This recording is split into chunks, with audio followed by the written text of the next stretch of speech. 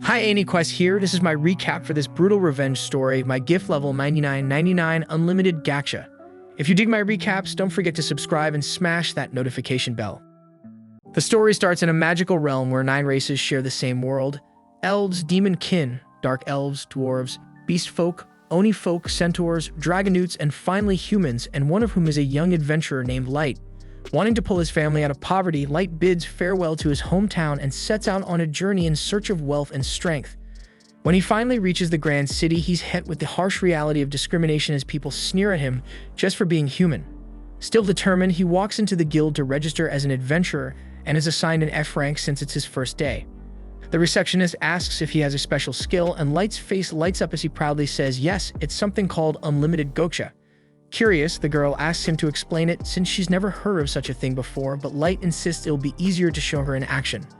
He pulls out his gacha device and presses it, creating a card right before her eyes. Beaming with pride, Light explains that whatever's on the card can be summoned. But his excitement dies fast when he realizes the first card's just a damn bent fork. Embarrassed, he laughs it off, saying it's just a failure and tries again. But instead of something useful, out pops even more worthless crap like a rotten apple and a piece of moldy bread. He insists it doesn't usually suck this bad, but she's already over it and just hands him his F-rank card without another word. Still fired up, Light rushes to take his first quest. The receptionist points him toward the bulletin board, but the problem is that he can't read. In this world, that's not unusual since most humans barely know their letters. Thankfully, she helps him out and picks a few beginner jobs for him. They're all low-paying, but Light doesn't care because he's ready to work his ass off. And by the end of the day, he's completely drained. He's done several jobs back-to-back, and all that effort barely got him enough for a single night at an inn. Still, he tries to stay positive, saying that if his gacha can spit out something edible, he'll manage just fine. Then out of nowhere, a group of beast folk thugs bump into him and start yelling like it's his fault for dirtying their clothes. Before he can explain, they snatch every coin he has, claiming it'll cover the laundry bill. Light pleads for them to give it back because without it, he won't even have a bed for the night. But they don't give a shit. One of them kicks him to the ground, telling him to go sleep in a pigsty, and they walk off laughing. The people around don't even lift a finger to help. Instead, they sneer and call him nothing more than worthless human garbage. Right then, a young woman lifts him up, yet Light notices she's an elf and he's taken aback. He frantically apologizes for making contact with her, but the woman reassures Light that she will not harm him. Light cannot grasp why an elf would show kindness to a human like him, and the woman even embraces him. Spectators are appalled to witness an elf merely touch a human, and Light is completely stunned. This elf girl soiled her knees just to hold him, so he questions if he's dreaming. The woman assures him that he's not, and the rest of her companions introduce themselves. They state that they are members of the Concord of Tribes. It's the title of their group that represents all 9 races created by the divinity. The beast folk names himself Garu, and the elf is Sasha. There is also Diablo the demon kin, Oboro the Omi folk, and Drago the dragonute. Then comes Nano the dwarf, Xian the dark elf, and Santoru the centaur. That makes 8 members, so the party reveals that all they need now is a human to complete the set. Light is left speechless, so they clarify that their aim as a group is an honorable one. They want to wipe out racism in the world and build a future where every race stands on equal ground. And they want him to be part of it, but Light cannot believe what he's hearing. So the group's leader steps forward and promises that they mean every word. And just like that, Light agrees to join them, heart full and eyes shining. Sometime later, Light finds himself under attack by enormous serpents, and he has to be saved by Drago. Another creature almost creeps up on him, but Sasha is there to kill it. She cautions Light to be more cautious and reminds him that they're in the largest and harshest dungeon in the world called the Abyss. If anything strikes him here, he will bite the dust immediately. Light apologizes, so Sasha explains that she's simply worried about him, and she examines him to ensure he isn't hurt. They've been traveling together for a while now, and the rest of the group starts teasing Sasha, calling her out for always babying him. They joke that she just can't help herself, that the second she's near Light, her face turns red and all her tough talk melts away. Sasha tries to say that she only does not want their group's reputation damaged by losing a member, but the others are not convinced. Light is feeling quite useless at this point, but Drywood tells him not to be concerned. He says that he enjoys the tea that Light prepares for them, so he's already contributing enough. Light feels relieved hearing this, and the group continues their journey through the abyss. They reach an area with only a single way out, and Drago decides that this is the ideal place. Light thinks that it must be time for a rest, so he cheerfully tells everyone that he will prepare his well-known tea for them to enjoy. He says that it will just take a moment, but Drago immediately cuts him off and announces that Light is expelled from the party. Light cannot speak, so Drago repeats himself. Light remains completely confused, so Garu simply tells him that he's being thrown out of the group. Everyone's attitude has completely shifted as they all become harsh, and Garu says that he's worthless to them now. Even Sasha calls him a foolish child and says that he always irritated her. They even wonder aloud if his incompetence comes from the lack of brain cells or if it's simply a human trait. They all drop their act and reveal that they despise human trash like him. Light desperately hopes that it's a joke, but they tell him that they didn't come all the way into the abyss for some prank.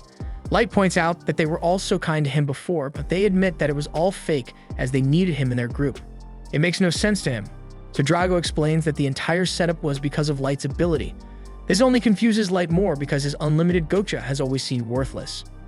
Drago says that their leaders have been monitoring Light because of his odd ability, suspecting that he might be something called a maestro. The only reason they brought him into the Conqueror tribes was to watch him closely. Light argues that his unlimited Gocha is a useless ability because it only produces piles of junk, but that does not matter to them. They already know his power is worthless and his stats are even worse. That is why the leaders have decided that Light is not the maestro, which means he's nothing but dead weight now. The others wish the higher-ups had decided sooner because they hated pretending to like him all this time. Light knows nothing about these leaders or the maestro, but Drago says he's heard enough. It won't matter anyway as Drago declares that it's time to finish the damn job. Horror crashes over Light as he realizes he's not just being thrown out of the party because finishing the job means they're going to finish his ass off. That's when it begins and Garu lunges forward, slicing across Light's face. His whole frame trembles as the brutal truth sinks in and he bolts in panic. But escape isn't an option as the group tells him there's no way out. He couldn't survive even a single beast in the abyss, so they tell him to just accept his fate. Sasha makes it clear there won't be a chance to run, firing an arrow that pierces through his damn leg. Garu admits how much pleasure he gets from hunting humans and Xian agrees, saying their freaking screams are like a sweet melody to her. Garu doesn't stop there and he kicks the shit out of Light. Drago tells him to cut it off, but Garu is eager to keep going, so Sasha reminds him they have to stick to the script. Their excuse is going to be that a monster from the abyss killed Light, so they can't leave behind wounds that say otherwise. Garu steps up to deliver the final blow, telling Light he's been a fun target to beat on, so the end won't be quick. Light crawls desperately across the ground, questioning how it all came to this shit. His hopelessness explodes and he shouts that he doesn't want to die, accidentally activating a teleport trap. Drago yells at Garu not to let the damn rats slip away, but it's already too late. A few seconds later, Light finds himself elsewhere in the dungeon, but the change in scenery brings no comfort.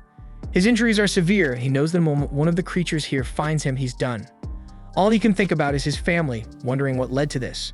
The others had treated him kindly, and he thought they were becoming like comrades after everything they'd shared. But reality is cruel, and the friendship was fake, and they took joy in breaking him. They were thrilled at the thought of watching him die, and they planned to do it with smirks on their faces. Light's heartbreak quickly burns into fury, and he now despises every single one of them, so he promises to wipe them out. That fury lights a fire in him, and his thirst for vengeance refuses to let him fall here. He swears they'll pay, and he'll tear them all to pieces and take his sweet revenge. But things only get worse as a creature shows up, and Light's eyes go wide as he sees its level 1000. That shouldn't exist because beasts like that belong in myths. That's when Light realizes the terrifying truth that he's been warped to the very bottom of the abyss itself. There's no freaking chance of escape as the monster closes in, but Light refuses to perish before claiming his vengeance. All Light has to even attempt to resist is his unlimited Gocha, so he activates it. Light triggers his unlimited Gocha again and again, silently begging for a miracle. He will not surrender because he must destroy those who betrayed him at any price and return to the family he treasures. And by fortune, Light's persistence succeeds and his Gocha blazes with dazzling brilliance like never before. The monster strikes, but it's already too late as Light's Gocha produces a new card. A voice proclaims that nothing shall harm its master, and a maiden manifests, completely obliterating the level 1000 creature. This mighty girl clears the wreckage she caused and astonishingly kneels before Light. She heals him and quickly apologizes for doing so without asking his permission first, saying it would be shameful if his handsome features and fair pearl skin were marred by such dreadful injuries. Light is amazed to hear her speak this way about him, and even more shocked to realize that she has healed every wound. The girl asks him to grace her with his name and his fine voice, so Light tells her who he is. The girl calls him Master Light and announces that she will devote her existence to serving him. It is the maid's oath of honor, and she vows her total loyalty to him without hesitation. Naturally, Light wants to know who this mysterious girl is, so she introduces herself as Mei, the ever-seeking maid, and her level is 9999. What stuns Light most isn't her power, it's that she's a super ultra rare card pulled from his supposedly useless unlimited Gocha. But May goes on and on about her undying devotion, even saying she would follow him beyond death itself. Still overwhelmed, Light tries to explain that his unlimited gotcha isn't anything special. There's just no way someone like her could have been summoned from such a useless skill. May kindly asks permission to inspect his gotcha using her appraisal ability, saying she'll only do so with his consent because it's the proper way for a servant to act, and Light agrees. As soon as she examines it, May is amazed. She reveals that Light's abilities are buried beneath a powerful concealment barrier known as Conceal, and no one below her level would ever be able to uncover it. Then she tells him that his unlimited gotcha is anything but trash. It allows for infinite draws, and the quality and rarity of what it produces depend on the mana levels in the surrounding area. She lists the rarity tiers from highest to lowest: extra, super ultra rare, triple S rare, double S rare, rare, normal, and at the bottom, error. Light doesn't fully understand the part about mana, so Mai breaks it down for him. She explains that mana is an invisible force that flows through everything in the world, but its concentration is weakest near the surface, which means the odds of pulling a super ultra rare like Mai up there are practically non-existent. But things are different down in this place. Right now, they're in the very depths of the dungeon, and the mana here is thick in the air. That means Light's chances of drawing rare cards improve dramatically at this depth. Mai has no idea what led him here, but she praises his courage for venturing this far below just to unlock the full strength of his unlimited gacha. Light, however, refuses to pretend he's some kind of hero. He admits that he would have never made it this far on his own. He explains how his old allies turned on him, how they slashed him, beat the shit out of him, pierced him with an arrow, and left him for dead. As he speaks, the memories overwhelm him. Tears come, but so does the rage, and he swears that he won't rest until every single one of them pays the price. Without warning, May gently wraps her arms around him and apologizes for the torment he's endured. She assures him that now that he has her at his side, serving justice to those traitors will be effortless. She then begs Light to give her the order to hunt down the treacherous ones and bring back their heads on stakes as tribute. Light takes a step back, not giving an answer, so Mai assumes it's because he has too much compassion in his heart and tells him his enemies are beneath mercy. But Light replies that's not the issue. He trusted them and got tricked. He was beaten nearly to death and thrown to the bottom of this cursed place. And the real problem wasn't them. It was his own weakness, and that's why he decided that he must grow stronger. He admits it might be impossible for a weak human like him, but he desires vengeance by his own hand. He then wonders aloud if May thinks he's being foolish, but she says she would never think that of him. Instead, she declares that his desire is hers, and if his goal is personal vengeance, then it's her duty to see it through. She says that she believes in what he can become more than anything in the world, so Light thanks her for her unwavering loyalty.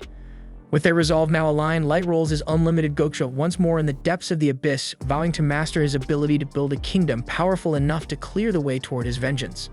3 years later, we find that Light has established a massive empire deep within the abyss itself. Standing before his gathered maids, he praises them for their efforts, telling them they all did great work today. They respond in unison, thanking their beloved master Light. Every single one of them is completely infatuated with him, whispering to each other that they must have spent all their life's luck just to be near him. One overly enthusiastic maid even goes as far as to wish she could get a sniff of his feet. Their obsession quickly gets out of hand, and May, clearly irritated, asks Light for permission to discipline them. But Light waves her off with a smile, saying it's fine or simply devoted to him, and he lets their behavior slide. Then we see the true scale of Light's empire, vast cities filled with bustling shops and countless citizens leading peaceful lives. Wherever he walks, people greet him warmly, calling out to Master Light and offering him their finest dishes. Even those who are running low on supplies approach him without fear, knowing their leader is kind and fair. Light reassures them that he'll alert the administration to fix any shortages, and Mai immediately takes charge, insisting on resolving every issue at once to ensure no one doubts the empire's stability. Light observes that the population has grown enormously over the past 3 years, and he realizes he might need to overhaul the entire governing structure soon. His next concern is the status of his elite warriors, each one is summoned from level 99 super ultra rare cards. Mai reports that they're all currently out on missions. Oyuki, for instance, is mapping the outer perimeter of the Abyss, a region crawling with dangerous creatures. But Light isn't worried because he's confident that a genius beast tamer like her can handle anything out there. Next is Ellie, who's been hard at work developing new forms of magic aligned with Light's grand vision. He knows he's given her a lot to handle and hopes she isn't pushing herself too hard to meet his expectations. Then there's Nazuna, who's patrolling the castle as usual. She specializes in close quarters combat, making her the ideal bodyguard. Mai admits Nazuna isn't exactly the sharpest mind in the group, but she's easily the most entertaining to be around. Back inside the castle, Mai grows annoyed to find someone waiting outside Light's chamber, and it's Jack, the level 7777 warrior. Mai scolds him for being too casual and reminds him to show proper respect to Master Light. But Light dismisses her concern and tells her it's fine, and doesn't mind because he always thinks of him as his big brother. The two men step outside for some serious training, and Light warns that today there will be no holding back. He declares the gloves are off and immediately opens with a lightning-fast punch straight into Jack's stomach. Jack stumbles back, clearly impressed, but laughs it off because after all, there's a reason they call him the Iron-Blooded Barricade. Light's hit would have taken out nearly anyone else, but Jack is built like a fortress. As their sparring session heats up, we cut to Nazuna making her rounds through the castle. She proudly informs the other maids that she's carrying out a direct assignment from Master Light, a critical patrol mission. The maids shower her with praise, saying they feel safer knowing someone like her is watching over them. Nazuna tries to remain modest, saying she's just doing her duty, even if her posture says otherwise.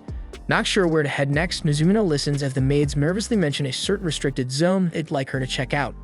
Turns out that area is none other than Light's bedroom, leaving Mai puzzled about why Nazuna's knocking there. Nazuna says she's simply planning to inspect the room, but Mai calmly tells her that Light's quarters are already tightly secured. But Nazuna hits back by pointing out that Light isn't even home right now, and more suspiciously, wonders what Mai is doing inside. Mai quickly claims she's just keeping busy, as all diligent maids should be, but Nazuna shrugs and lets herself in. Once inside, Nazuna begins to observe the surroundings. Something seems off. The bed is clearly ruffled, as if someone had been flopping around on it. Even stranger, there are impressions on the pillows like someone was lying down, kicking their legs and sniffing.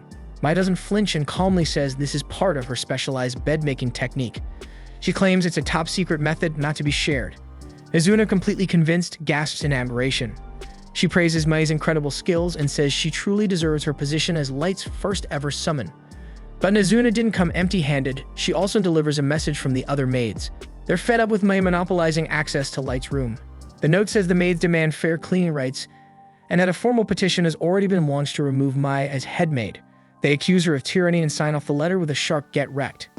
Nazuna offers to help however she can, but Mai politely declines, saying it's her job to handle this uprising herself. She thanks Nazuna for relaying the message and even slips her a tip, which leaves Nazuna beaming with joy. Nazuna immediately rushes off to splurge her reward money at a local vendor that just restocked with a fresh batch of irresistible treats. She refuses to waste her coin on anything average because what her stomach truly craves are those glorious milk and pancake sandwiches. With no hesitation, she shoves the snacks into her mouth, completely lost in flavor heaven, and that's when she stumbles upon Oyuki inside the castle. Confused, Nazuna asks why Oyuki is back so soon because she was supposed to be exploring the forest perimeter of the abyss. As always, Oyuki replies in a series of cat-like meows. Unfortunately for her, Nazuna doesn't speak meow the way Light does. Ever confident in her own brilliance, Nazuna attempts to interpret her cryptic words, but her guesses miss the mark entirely. First, she asks if Oyuki needs help chopping down trees to clear the scouting path, but the answer is clearly no. Then she wonders if Oyuki might run into some kind of monster that was too tough to handle, but that's not it either. Nazuna eventually acknowledges that while Oyuki was summoned before her, she still looks older and stronger. So with full confidence, she tells Oyuki that if she's ever in trouble, she should feel free to rely on her. Tired of the guessing game, Oyuki finally drops the act and speaks normally, explaining that she completed the mission without any issues. She didn't encounter a single threat and came back simply to deliver her portion of the completed map. Back inside the castle, Nazuna finishes up her patrol with pride, though she's a little down that she hasn't seen Master Light all day. After making sure she's alone, she sneaks over and climbs onto Light's grand throne. She reflects on how effortlessly cool he looks whenever he sits there, and quietly wishes he were here now. But her fantasy is abruptly shattered when she accidentally snaps off a small piece of the throne's angel wing. In full panic mode, she slaps the broken part back on, hoping it stays, then bolts from the room in a full sprint. Meanwhile, out near the training grounds, Light and Jack are still exchanging blows, but eventually agree to wrap up for the day. While catching their breath, Jack comments that Light has practically mastered the art of turning his entire body into a weapon. Light, as humble as ever, credits Jack for being a great teacher. The intense sessions have transformed Light into a powerhouse, and Jack admits that there are only a handful of beings in the Abyss that could even stand a chance against him now. The Abyss is home to the most fearsome creatures on the planet, meaning that if so few can rival Light down here, even fewer can challenge him on the surface. But Jack isn't saying this to brag. He's reminding Light of an important truth. Stronger foes still exist out there. Light takes the warning to heart, and he knows the surface world is full of unknown dangers, and he vows never to grow complacent. He'll survive no matter what it takes because his mission for vengeance still isn't over. In another room, Mai gathers the maids for a meeting, but they all pretend they have no idea why she summoned them. Mai calmly recites every word of the message they sent her, including the final "get wrecked" line. Instantly, the group starts apologizing all at once. None of them know what to say, so they scramble for excuses. One of them claims they were just trying to help because Maya is always so overworked, and the others chime in saying their intentions were good. But none of that explains the last part of their note, and worst of all, they had the nerve to send Nazuna to deliver it instead of facing Mai directly. Their so-called unity crumbles in seconds as they start blaming each other. But Mai shuts it down and she firmly rejects their request to be allowed inside Light's room. Instead, she assigns them a different task, cleaning the corridor that leads to the throne chamber. And just to drive the point home, she orders them to scrub it all manually, without magic or shortcuts. The hallway is ridiculously long and the maids groan that it'll take forever. But Mai doesn't budge and she reminds them that she'll be heading to the surface soon on a special mission from Master Light, so she expects them to keep everything spotless while she's away. Meanwhile, in the market, Nazuna stares dreamily at a sleek-looking weapon on display, muttering that she wishes she could buy something that cool. Ellie suddenly shows up behind her, surprised to find her hanging around the shop. Thinking Nazuna's probably there for sweets again, she's surprised to hear that Nazuna's just admiring a pair of battle gloves. Nazuna thought Ellie would be off doing field work or overseeing repairs like usual, but Ellie casually says she's on break today, and everything's running so smoothly she actually has free time for once. Ellie suspects Nazuna's even more scatterbrained than usual, but Nazuna tries to prove her sharpness by proudly reciting multiplication facts, only to mess up right away. Ellie bursts out laughing, mocking her, and the two start bickering. Ellie smugly points out that Light trusts her with high-level tasks, crucial to his master plan for revenge, unlike Nazuna and her adorably tiny brain. Nazuna claps back, saying her patrols are important too, but Ellie waves it off as nothing special.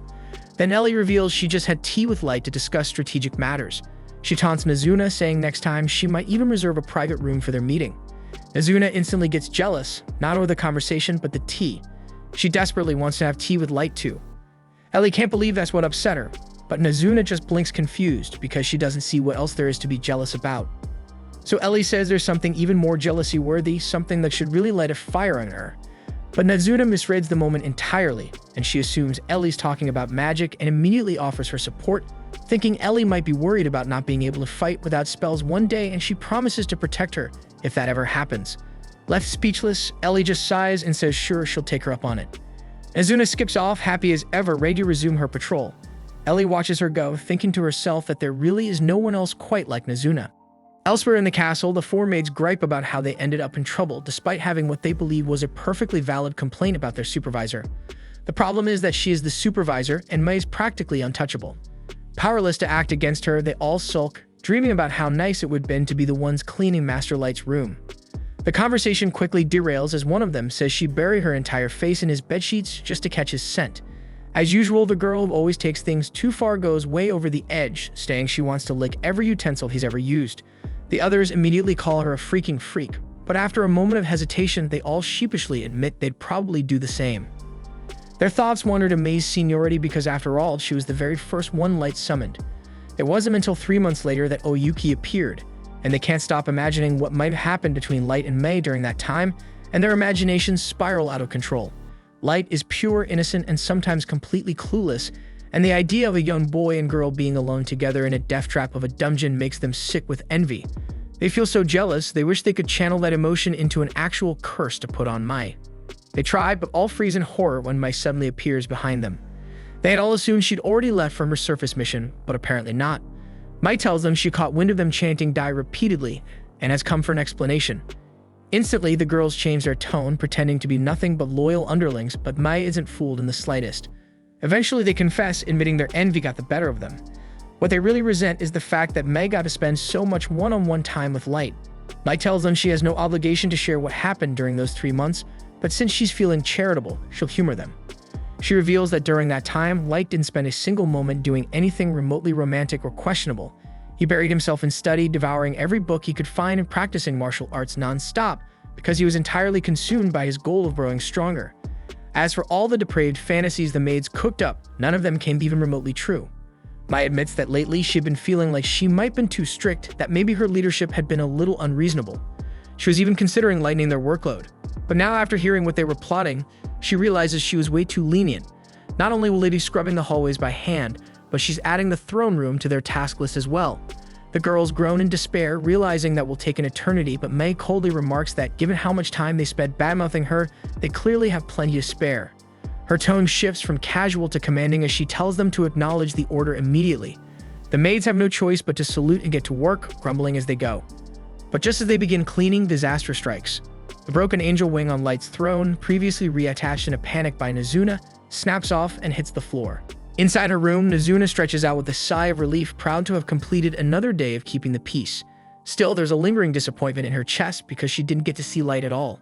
More than anything, she wishes he'd finally give her the order she's been waiting for. She wants to be sent to the surface so she can destroy everyone who dared to betray him. She eventually calmed down, hoping she could see him the next morning, and fell asleep with that wish in her heart. The following day, Light steps outside the castle and finds the usual scene, Ellie and Nazuna locked in another argument. Nazuna lights up the moment she spots him, thrilled that her wish came true and she gets to see Master Light again. As always, Light can't help but treat Oyuki like a cat, and the other girls quickly become jealous of the attention. But the peaceful moment is shattered when a familiar beast shows up, one that looks exactly like the hellhound Light first faced when he fell into the abyss. Even now, Light feels his body tense up at the sight of it, haunted by the fear from that day. But things were different now because he had powerful warriors by his side, and they were ready to fight without hesitation. Nazuna drops her usual airheaded tone, filled with rage that a lowly training mutt would dare show its face in front of Light. Ellie's furious too, ready to punish the creature for its arrogance. Oyuki is equally disgusted, just the hound's presence is disturbing Light's peace, and she promises to wipe out their entire breed if needed. They make it clear that they're about to unleash the overwhelming force of their level 99 strength. But before they can make a move, Light gently steps in and tells them it's alright. His voice alone is enough to make them stop instantly. He reassures them that he's fine now. Surprisingly, Light even apologizes to the beast for scaring it. In the back of his mind, he knows that if he ever gave the word, his girls would wipe the hellhounds from existence. Then Light gets to the reason he gathered them. He informs them that Maya's returned and her mission was a success, which means it's time. Their target has fallen right into the trap, and now they move to phase 2. The girls are a bit annoyed that May got to take the lead, but they're just as fired up knowing they're finally moving forward.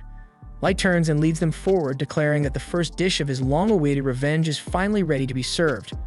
Far away in the City of Wolves, one of Light's targets, Garou, strolls through the streets. The people cheer for him like he's a hero, blissfully unaware that vengeance is already on its way. The villagers absolutely adore Garou, so much so that one of them even suggests he should date his sister. They constantly shower him with praise, and Garou doesn't shy away from it for a second. He basks in the admiration, boldly telling everyone to step aside for a true megastar. Nearby, a human rummages through some garbage, and Garou finds the sight utterly revolting. Without hesitation, he refers to the man as street trash, violently hurling him to the ground before spitting in his face. Like many of his kind, Garou harbors open disdain for humans, and he warns the man to disappear and never show his face again.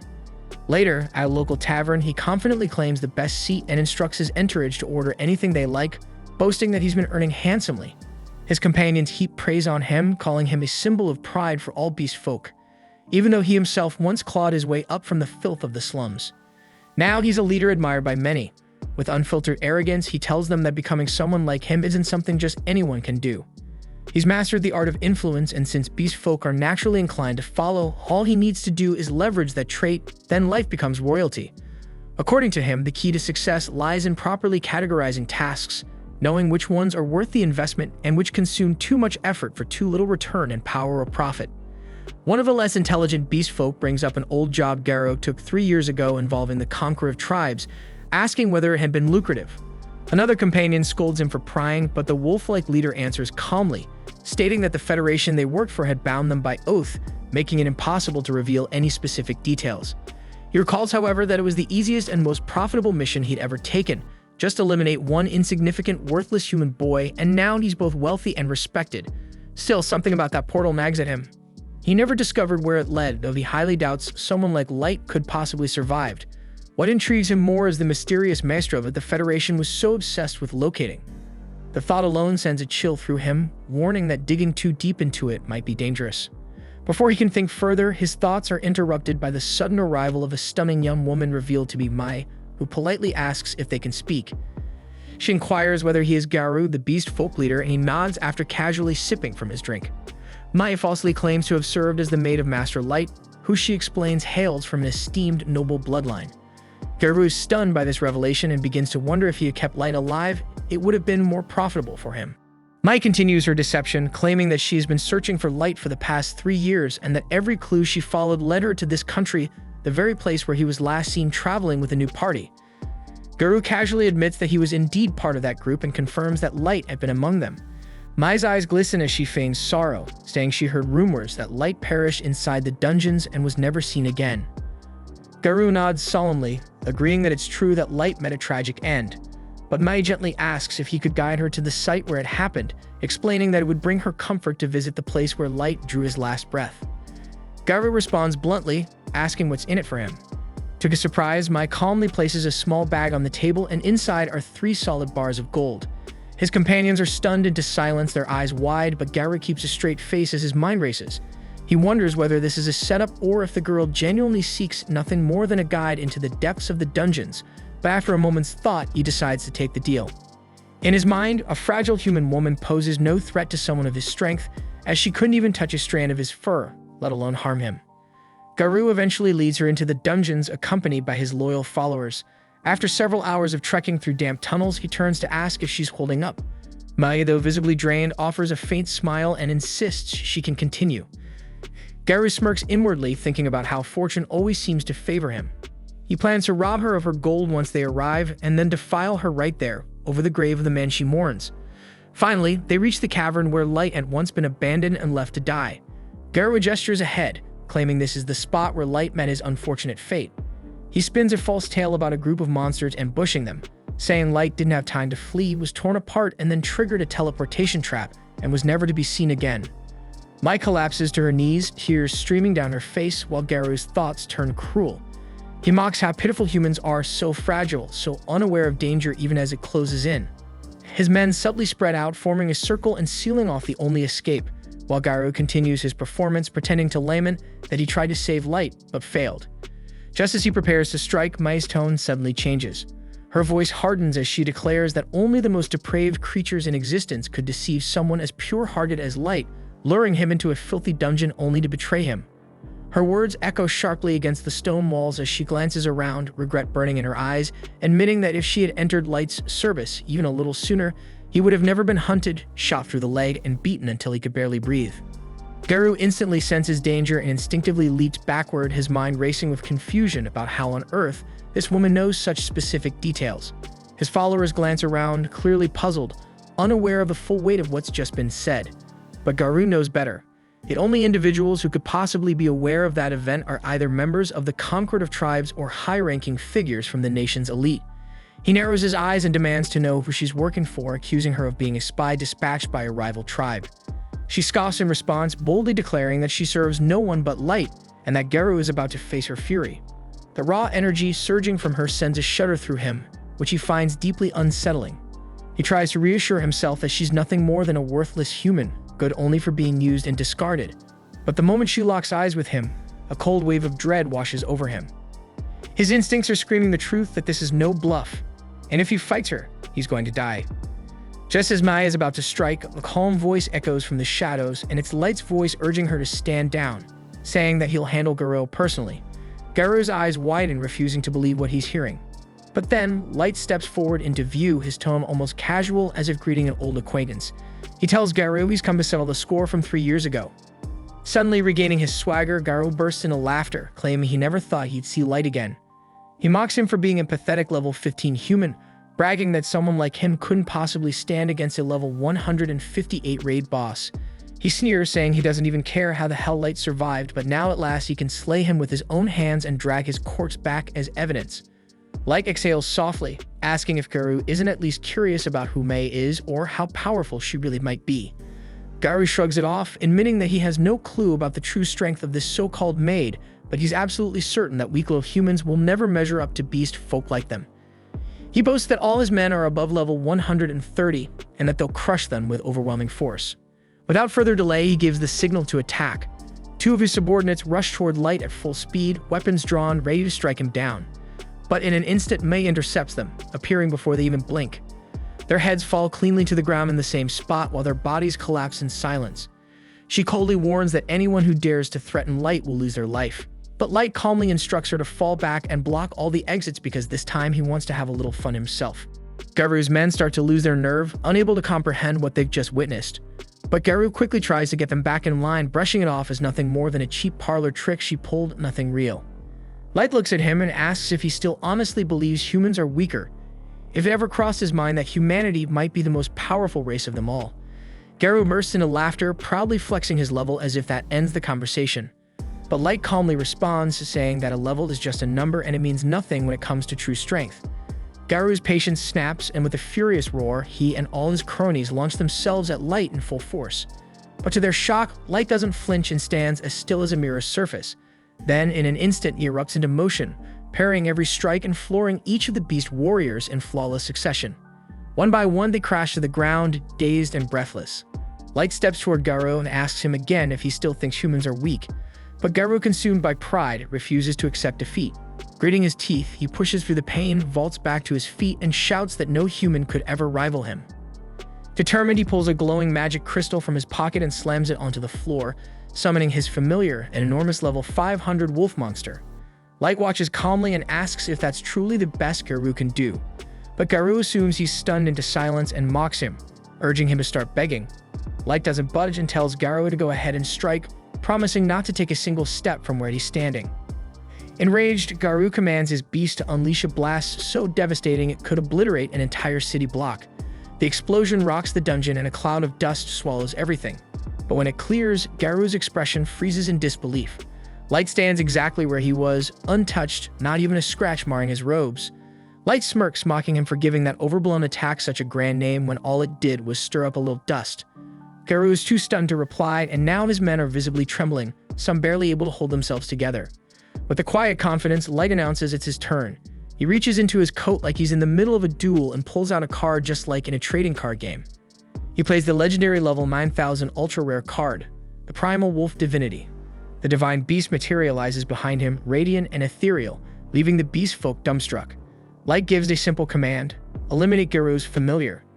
But instead of firing off a dramatic explosion, the divine wolf exhales gently, and that breath alone is enough. Its divine essence freezes Garu's massive wolf solid and then shatters it into gleaming fragments right in front of its stunned master. Garu stands frozen, mind spiraling, unable to accept that his level 500 monster was destroyed in an instant without even a real fight. But Light simply shrugs, telling him that he could have crushed the beast himself if he really wanted to. Then, as the final blow to Garu's pride, Light reveals his own level maxed out at 9,999. Garu begins to stammer, his whole body trembling as he mutters that this simply can't be real because humans aren't supposed to exceed level 100. And if Light were truly the same human from 3 years ago, he should have aged by now. Light calmly explains that he wears an age ring to halt his physical growth, a reminder of who he was and the day he was betrayed by the lowest form of filth to ever walk the earth. At that moment, Garu realizes his fate is sealed. He stands no chance, none at all, against the monster that Light has become. Knowing he's as good as dead, he does what any coward would. He drops his weapons and falls to his knees, begging for mercy. He pleads that it wasn't his fault, claiming he acted under orders from the Federation. With a trembling voice, he insists that he never intended to harm anyone, that his subordinates were the ones who came up with this entire plan and dragged him into it. His underlings stare at him in disbelief because this is the same man who was bragging about his power and dominance just this morning, and now he's bowing his head, begging for forgiveness, even offering to serve as Light's pet if it would spare his life. Light, however, remains indifferent, and instead he asks what the Maestro truly is and why the government is so obsessed with finding him. Garu answers honestly that he doesn't know, only that they were told the Maestro was likely a human. Light's tone hardens as he asks why they chose to kill him once they believed he wasn't the Maestro. Garu quickly prostrates himself again, swearing that he has no idea, that they were simply following orders. Light's eyes shift toward the other beast folk, demanding to know if any of them possess real information. In a desperate bid to survive, they all start shouting that they do. But May's special eyes flare with power, exposing their lies. Without hesitation, she cuts them down where they stand, their blood splattering across the cavern floor. She coldly declares that anyone who dares to lie before Light will meet death by her hand. Light turns back to Garu and asks if he believes there's anyone strong enough to challenge him should he decide to wage war on the surface. Garu admits the truth that Light's power is beyond comprehension, enough to crush nations single-handedly.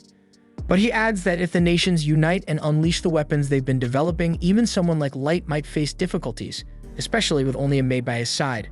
Light smirks and tells him he wants to show him something. With a flick of his hand, he cast teleportation magic, transporting them straight to his own throne room. Garu's sanity nearly snaps the instant he arrives. His mind can't process what he's seeing, an army so vast and terrifying that the weakest among them is level 1,500, while 4 maids stand at level 9,999. The rest range between 6,000 and 9,000, each radiating divine power.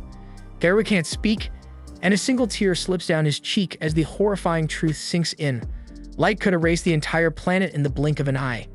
He isn't just powerful, he's a walking apocalypse, and Garu can only tremble as he wonders what will happen when that deity finally decides to go to war. The following morning, Light returned to his hometown, hoping to reunite with his family and bring them back to his dungeon city. Tragically, by the time he arrived, all that remained was a heap of shattered ruins and rotting corpses. It appeared that the village had been annihilated around 6 months prior by unknown assailants, leaving no survivors. Light began combing through the remnants, searching for bodies so he could at least provide his loved ones with a proper burial. To his relief, none of the remains seemed to belong to his younger siblings, leading him to believe they might still be alive somewhere. But sadly, the same could not be said for his parents. Gold, noticing the weight of the moment, asked if Light was holding up, acknowledging how difficult this must be to process, but Light assured him he would manage. Right now, their focus had to remain on the current mission, so he requested Gold and Nemumu to assist in gathering as much intelligence as possible. While it had become clear that their military strength was formidable enough to rival the world's major powers, rushing headfirst into conflict would be reckless. He wanted detailed information about the capabilities of each nation.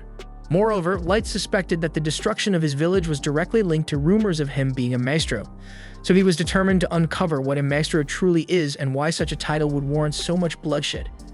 And if it turned out that all this devastation was the result of a few power-hungry elites chasing influence, then he vowed to reduce the world to ashes and personally force the culprits to swallow the aftermath. Gold sympathized with Light's anger but cautioned him to control his fury in public. The aura he was emitting could easily kill an ordinary person on the spot. Light apologized for his lack of restraint and equipped an item called the Fool's Mask to suppress his energy and conceal his identity. After paying his final respects at his parents' graves and quietly apologizing for not being able to protect them, he and Gold and Nemumu took off, heading toward the city of Dagas. Along the way, Nemumu, curious and slightly unsure, asked what Light intended to do once they arrived. Before Light could answer, Gold advised her to be mindful of how she addresses their lord while they're on the surface. And Light explained that using his real name could alert those affiliated with Concord. So for the time being, he would go by the alias Dark during their mission, and Nemumu nodded in understanding. As for his plans in Dagas, Light informed her that he intended to register as an adventurer under the name Dark. And by rising through the ranks, he hoped to gradually gain access to valuable information from the upper circles within the guild. After a short while, Nemumu spots the city of Dagas on the horizon. Since flying straight in would attract unnecessary attention, Light recommends landing in the forest and making the rest of the journey on foot. Still, with Gold's dazzling suit of armor, they're bound to stand out regardless. As the trio makes their way through the woods, they stumble upon a troubling scene, the human merchant being ambushed by a group of dwarven bandits. Although they would prefer to stay unnoticed until reaching the city, Gold's armor includes embedded sparkle effects that catch the light and, unfortunately, the attention of the thieves. The dwarves then decide to try their luck robbing him as well, which ends poorly for them, as they are left tied up and humiliated in the middle of the trail. The grateful merchant and his son, overwhelmed with relief, offer Light and his companions a ride to the city as thanks for their timely rescue. During the trip, the boy can't stop talking about how incredible Gold was in battle, admitting he'd never seen anyone take down dwarves with such ease. His father guesses they must be a well-known team of adventurers, but Light clarifies that they haven't even registered yet. Surprised by the response, the man tells them that if they are serious about becoming adventurers, Dagas is the ideal place to do it. The city boasts one of the largest guilds in the region and sits at the border between the elf, dwarf, and human territories. With a solid population of humans residing there, it's considered one of the more welcoming cities for their kind. He even mentions owning a successful human-run hotel and invites them to stay there if they need lodging. Not long after, they reach the outskirts of Dagas. Light asks Colonel to drop them off at the city gates, as they prefer to walk the rest of the way on foot. For Gold and Nemumu, this is their first time setting foot in a surface city, and they quickly take note of the many storefronts selling armor and weaponry. Light explains that it's no surprise because this place is filled with adventurers, and with the nearby dwarf kingdom known for its blacksmithing prowess, it's only natural that their goods are sold here in abundance. When the group finally arrives at the guild hall, Nemumu observes that humans tend to scatter and avoid eye contact whenever someone from another race passes by. Light interprets this behavior as evidence that humans aren't exactly treated with respect in this city either, even if that discrimination isn't openly acknowledged. Light makes his way to the front desk to register, and as expected, he's required to begin at F rank. That means he'll need to complete a few entry-level quests later on to raise his status. But before handling any of that, securing a place to stay takes priority. Recalling that Colonel mentioned owning a hotel, Light decides to head there with the others. Colonel is visibly surprised to see Light again and asks how he can assist him, and Light explains that he has a rather specific request. He would like to rent out the entire top floor of the building, and under no circumstances should anyone, staff included, be allowed to enter. To seal the deal, Light drops a heavy bag of gold coins onto the counter. Colonel is left utterly speechless, unsure how to respond. Light offers to pay even more if needed, but Colonel quickly assures him that this is already 10 times more than necessary. He also says he can't accept such an extravagant sum from the man who saved his life earlier. However, Light remains firm in his decision, and eventually Colonel accepts the generous offer and promises to prepare the rooms immediately. Not long after, Light and the group head upstairs. Once inside, Light takes out several perception-blocking spell cards and activates them throughout the room, ensuring that no one can eavesdrop or spy on them. Finally, able to let his guard down, he pulls up a chair and sits, taking a moment to rest. As he settles in, Nemumu speaks up and says that while she understands Light is incredibly strong and has chosen to become an adventurer here to gather intelligence, there's always a risk that he could be injured on the surface.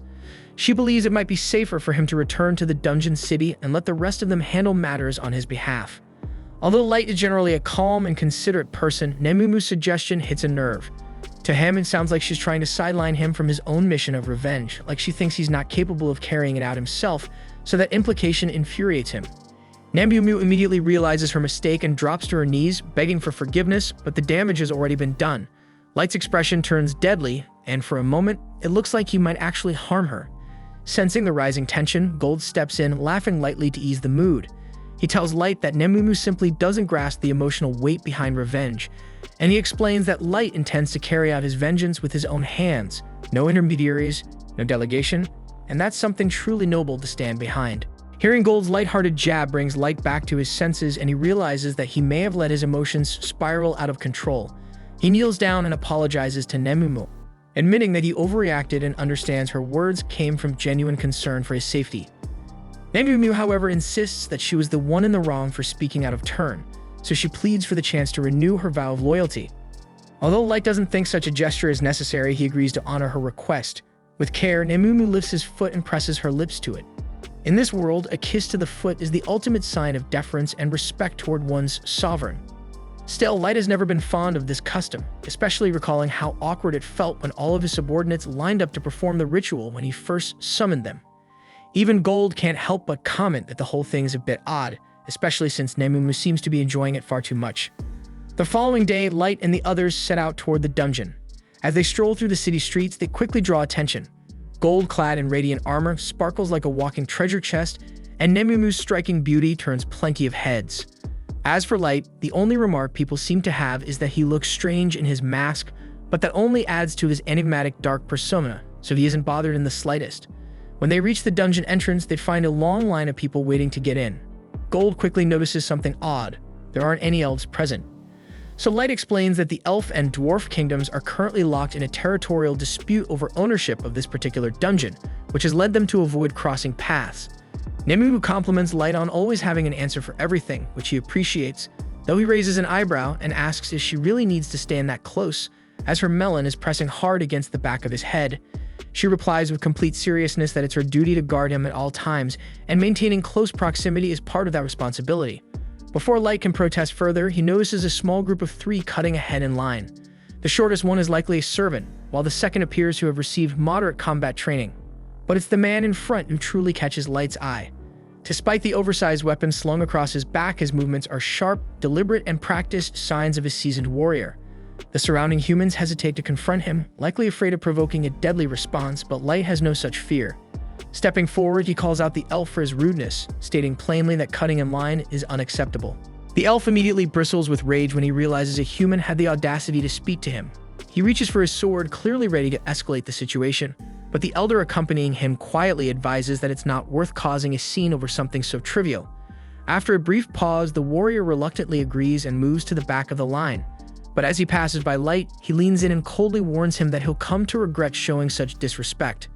Once the elf is out of sight, the surrounding humans begin to cheer for Light, applauding him for standing up to the arrogant bully. The kids from earlier even return to personally thank him, having finally mustered the courage to approach. Light tells them there's no need to thank him because he simply acted out of self-interest, but the children remain sincerely grateful nonetheless. Right then, one of the kids curiously asks Gold if his armor is really made of actual gold, since everyone nearby has been wondering the same thing. Before Gold can respond, Nemu steps in and explains that his armor isn't made of gold at all, because if it were, it'd be far too soft to offer any meaningful protection. The boy starts to ask if Gold just wears it for show, but his friends quickly stop him, realizing that might come off as rude. Still, Gold takes no offense. With a grin, he proudly admits that he absolutely wears it for attention, because no color better reflects the shining example he strives to be as a knight. The conversation shifts as the kids ask if this is Light's group's first time venturing into the dungeon. Light confirms, but also wonders aloud how they guessed.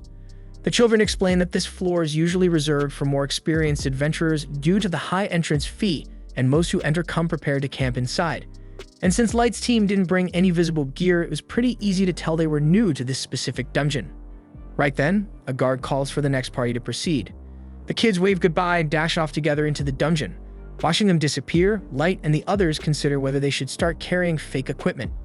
Even though all their actual supplies are stored inside an item box, it might be worth the effort just to avoid looking like total newbies. A short while later, it's finally their turn to enter. For Light, this is the first time he's stepped into a dungeon that isn't the Abyss. Dungeons are saturated with mana that grows more potent the deeper one goes, often spawning monsters, traps, and even entire ecosystems. In essence, the inside of a dungeon functions as a world of its own. Once they reach the first floor, Light casts concealment magic over the group, shielding them from detection, and with that, they begin flying together toward the second floor. At the same time, the elf from earlier is furiously venting his frustration on a pack of orcs, unable to accept that a mere human had the gall to speak to him so casually. His name is Kito, and he loudly declares himself a legendary hero of the elf kingdom, boasting that the blood of a maestro flows through his veins, making him deserving of reverence. He mutters bitterly that such humiliation would have never happened if his level weren't currently so low. But Yanak, the elder traveling with him, reminds him that a level of 1,500 is already far beyond the standard cap for elves. Still, Kito scoffs at the idea since it's not enough. He needs the kind of overwhelming power that would allow him to erase every last clown who dared mock or look down on him. Yanak, clearly holding on to some resentment of his own, says he understands the sentiment. After all, he was exiled for research no one respected, so if there's any chance to use that very research to help Kito grow stronger, he's all in. Back on the other side of the dungeon, Light and his team have already made their way down to the third floor, having just cleared out a massive horde of orcs. Light suggests it's a good time to head back since they've gathered more than enough proof of their strength for the guild. Plus, that last battle left him a mess and he's eager to clean up. The moment Nemumu hears that, she eagerly volunteers to wash every damn inch of his body. Once they return, the fool Light doesn't even respond. As they make their way back up, Light and the group spot the kids from earlier and descend to meet them. But before they can say much, a loud commotion erupts from deep within the forest. In a sudden burst of chaos, dozens of wolves come charging through the trees. The kids quickly panic and tell Light they need to fall back because there's no way they can take on that many enemies. But Light calmly tells them that the wolves aren't the real danger here because something far worse is coming. And a moment later, the ground trembles and a towering quad-scythe mantis bursts into view. The young adventurers stare in complete disbelief at the sight before them, given that the mantis monster species was believed to have been wiped out a decade ago, and they clearly aren't equipped to handle one on their own. The group's leader tells Mia to hit the mantis with a bit of magic to distract it, but he knows that won't cut it, so in desperation, he turns to Light and the others, pleading for their help to disorient the creature so they can all escape safely. But when Light hears that they're planning to retreat, he casually asks if that means they're okay with him taking it down himself. The kids think he's lost his mind since a mantis of that size is probably at least level 500, but Light reassures them there's no need to panic because he and his companions can handle it just fine. Gold then steps forward to land the first strike, but to his surprise, the mantis blocks several of his blows with minimal damage, meaning its claws must be a lot tougher than he expected. Light steps in next and fires a blazing arrow directly at the mantis, but just before it hits, the mantis redirects it and sends it flying back toward him. Watching this unfold, the kids begin to worry that Light and the others might be in serious danger, so they urge Mia to hurry up and cast her spell, but she's too stunned to concentrate because she just witnessed Light unleash a high-grade combat spell without even chanting, and she had no idea that was even possible. Since the rest of the kids aren't familiar with magic, they can't really tell what counts as impressive, so they don't know whether to intervene or stay back. But Gold tells them it's better if they sit this one out, and to top it off, he offers them a brief lesson in what it means to be a true knight. For starters, he explains that his shield isn't just for blocking, and as the mantis lunges at him, he pivots and flawlessly counters the attack, completely destroying one of its claws. He then adds that a knight must never miss an opening, and with the mantis still reeling from the blow, Gold moves behind it and slices off one of its legs. Light follows up with another wave of fire arrows, but this time, when the mantis deflects them, the arrows curve midair and strike its back. Light has taken full control of their trajectory, so no matter what the mantis tries, the arrows will find their target every single time. Eventually, the mantis has all of its limbs blown clean off, and realizing it doesn't stand a chance against Light, it turns and makes a desperate dash toward the forest. Light is caught off guard and surprised that the creature is intelligent enough to recognize when it's completely outmatched and attempt to retreat.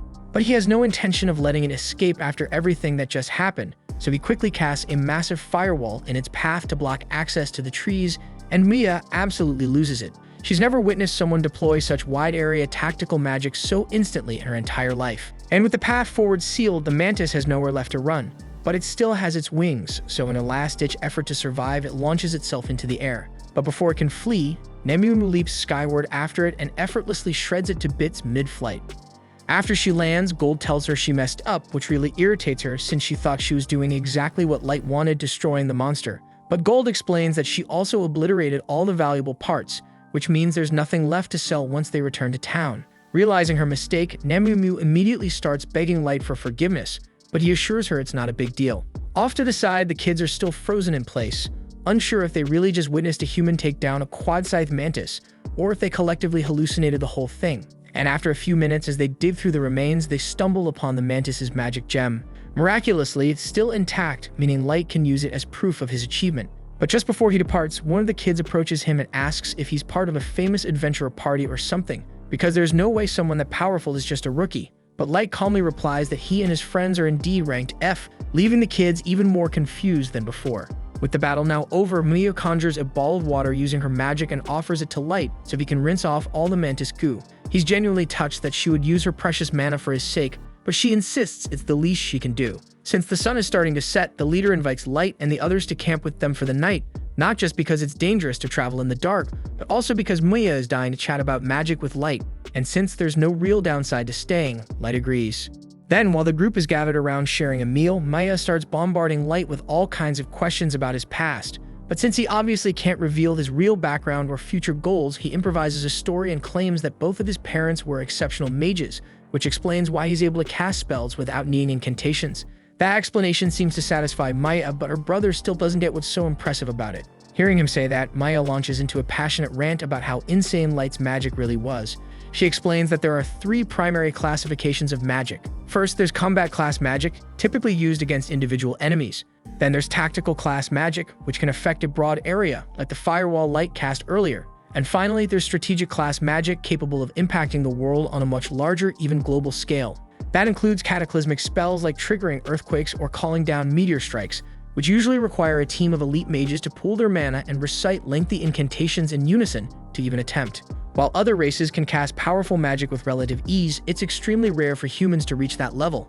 That's why Mia is so stunned to see someone like Light pull off a spell of that caliber so effortlessly. Her brother might not understand the mechanics of magic all that well, but from how Mia explained it, you can tell Light is on a completely different level. Still, he tells Mia she deserves credit too, since her abilities were strong enough to earn her a formal recommendation to the Duchy's Magic Academy. It piques Light's interest, so he asks if they mean the academy overseen by the Principality of Nine, the governing body formed by all 9 major races. Mia confirms that's the one, and Gold adds that being recognized by the Principality is no small feat, which makes it clear she's a highly capable mage. Her brother agrees, but says their circumstances made things difficult. Both of their parents passed away during a plague, and without the money to afford academy tuition, they had to form an adventuring party with their childhood friends, Jimra and Wordy, just to survive. Currently, their main objective is to earn enough through dungeon runs to eventually send Maya to that academy. But Maya says she's already happy just being able to travel with the people she cares about, so they don't need to go to extreme lengths for her. Her brother promises not to do anything reckless, and watching the two of them talk like that brings back memories for Light, specifically of the moments he used to share with his own younger sister. Right then, Mia and her brother ask Light what inspired him to become an adventurer. So sticking to his cover story, he tells them his parents died in a fire, and he was left with severe burns, prompting him to search for a rare magic potion that could heal his injuries. The story sounds so tragic that everyone falls silent, unsure of how to respond. Sensing the awkward tension, Jirma decides to break it by abruptly asking if Gold and Nemumu are a couple. Nemumu immediately bristles and snaps that she would never, under any circumstances, date someone like Gold. Gold, on the other hand, remains composed and casually replies that he has no interest in dating a woman as immature as Nemumu. While those two go back and forth in their usual bickering, somewhere deeper in the dungeon, Kido is busy slaying orcs to collect the necessary biological samples Yannick needs for his next experiment, an attempt to bypass the level caps placed on every race. Now that they've gathered enough magical material, Yannick says the only thing left is a human test subject, and Kido already knows exactly who he wants for that role. Time passes and Light stops by the guild to exchange his most recent batch of magic stones. A crowd quickly gathers around him, amazed by the sheer volume of gems he managed to bring back. Ever since Light and his team took down the Quad-Scythe Mantis, their reputation in the city has skyrocketed, and people have started referring to their group as Black Motley. Even the receptionists, who used to ignore them, have begun treating them with far more respect, and Light is genuinely pleased by all the attention, since that kind of recognition was part of his goal from the beginning. As he and the team are walking toward the dungeon, a man suddenly calls out to him from the road. Nemumu instantly goes on guard, but the man quickly assures them he means no harm. He introduces himself as Suvalin, and the guy next to him is Gilbert. They explain that they heard Light's party not only defeated a Quad-Scythe Mantis, but also made it to the 5th floor of the dungeon, and when they spotted him passing by, they just had to say something. At that moment, the rest of Suvalin and Gilbert's party shows up, reminding them it's time to enter the dungeon, so they say goodbye to Light and head inside. Watching them go, Light finds it nice to see he's inspiring hope among the other humans in town. However, not everyone is thrilled, since many from other races are openly envious of Light's growing strength and are convinced he's a fraud. Light expected as much though, but if they're not going to accept his achievements willingly, then he'll just have to make them recognize the truth by delivering results they can't ignore. And once he steps into the dungeon, Light informs Gold and Nemumu that he plans to return to the 5th floor today. But before heading down, he notices the same group of kids from before and decides to drop by and greet them. Muya and the others are surprised to see him again. It's been a while since they last crossed paths, but Muya's brother says it's actually great timing because Muya had been wanting to give something to Light.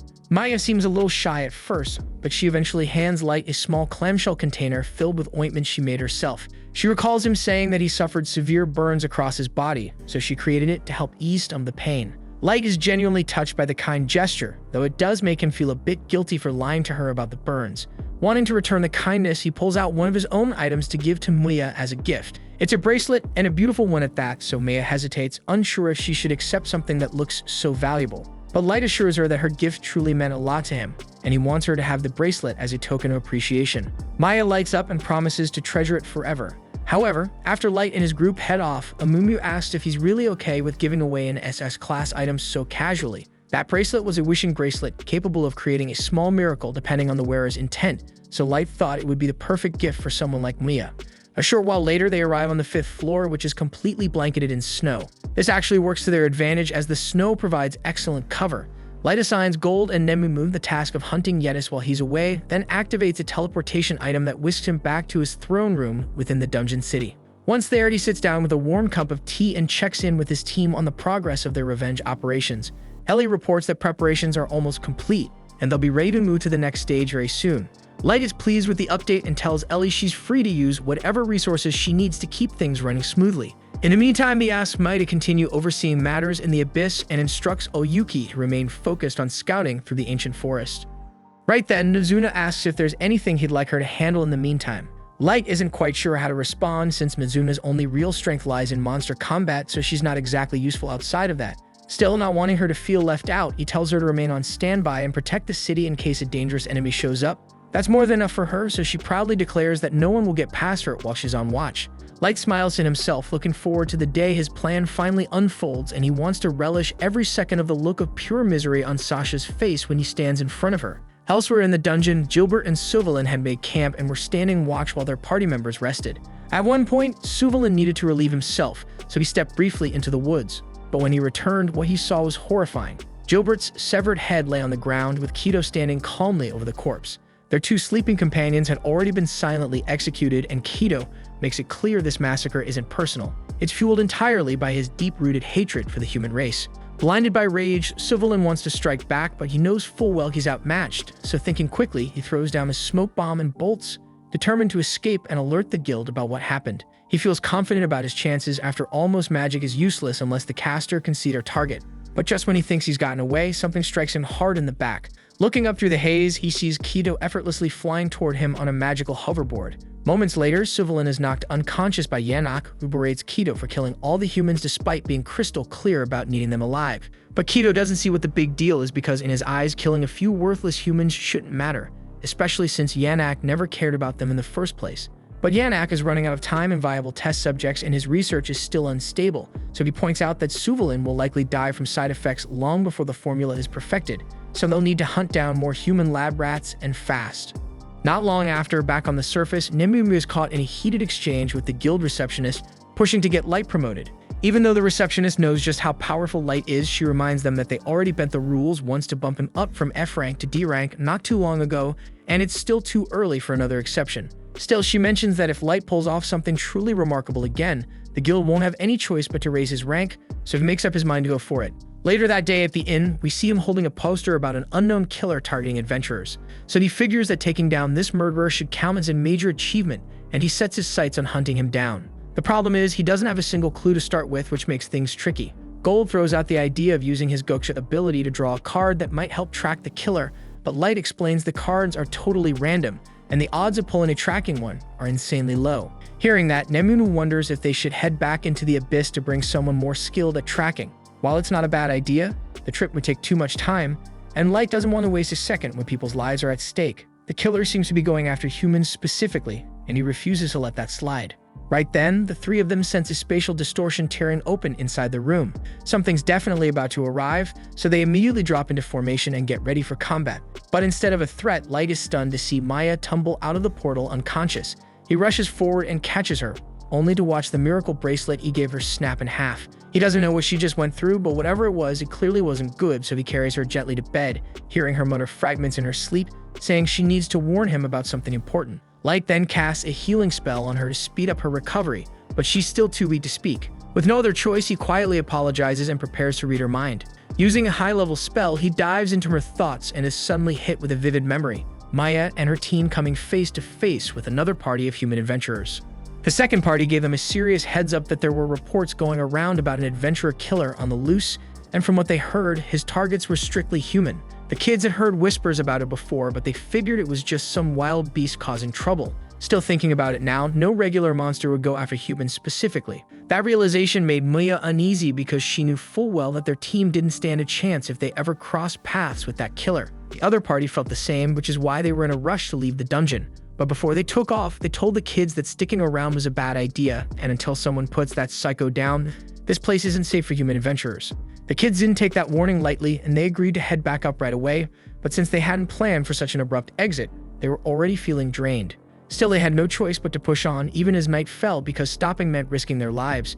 And just their luck right then, they hear Yanok's voice echo through the dark, warning them that it's dangerous to be wandering around so late. None of the kids had any clue that these two were the killers they were so desperate to avoid, so Maya, not suspecting a thing, suggests they warn them too. They let Yanak and Kido know that there's been a string of murders happening in the dungeon and advise them to get out while they still can. Kido and Yanak thank them for the tip, and for a second, the kids feel relieved, thinking they must just be regular adventurers too. But then Yanak casually starts complaining that he should have cleaned up their last ambush better, since all this chatter has made human adventurers more cautious, and now they're avoiding the dungeon. That single sentence hits like a brick wall, so the kids freeze in horror as it dawns on them that they're standing face to face with the very murderers everyone's been terrified of, and Kido looks like he's enjoying every second of watching their fear sink in. The group is paralyzed with fear, but they quickly understand the truth. There's no way all of them can make it out alive, so the three boys draw their weapons and yell for Mia to run, ready to hold them off with everything they've got. Kaito is visibly offended that mere humans would believe they could take him on, so when Moya's brother charges at him, he casually slashes him across the chest without a shred of hesitation. He does the same to the other two boys as well. They're not dead yet, but their injuries are so devastating that they're barely hanging on. Still, they force themselves upright again and shout at Mia to run, choosing to throw themselves at Kido one last time. Their persistence only angers Kido further, so he decides he's done playing around and goes in for the kill. Yanak shouts at him, furious, that Kido just ruined his chance to use the boys as test subjects. But Kido snaps back, saying he's not about to let anyone who dared to disrespect him live, because fighting back like that, trying to protect someone, it's revolting. And he adds that Yanak can still perform his experiments if even one or two of them survive. Yanak admits that a magician does make for a valuable research subject, but he argues that those two boys could have been equally useful, so Kido swears he won't kill any more lab rats from here on.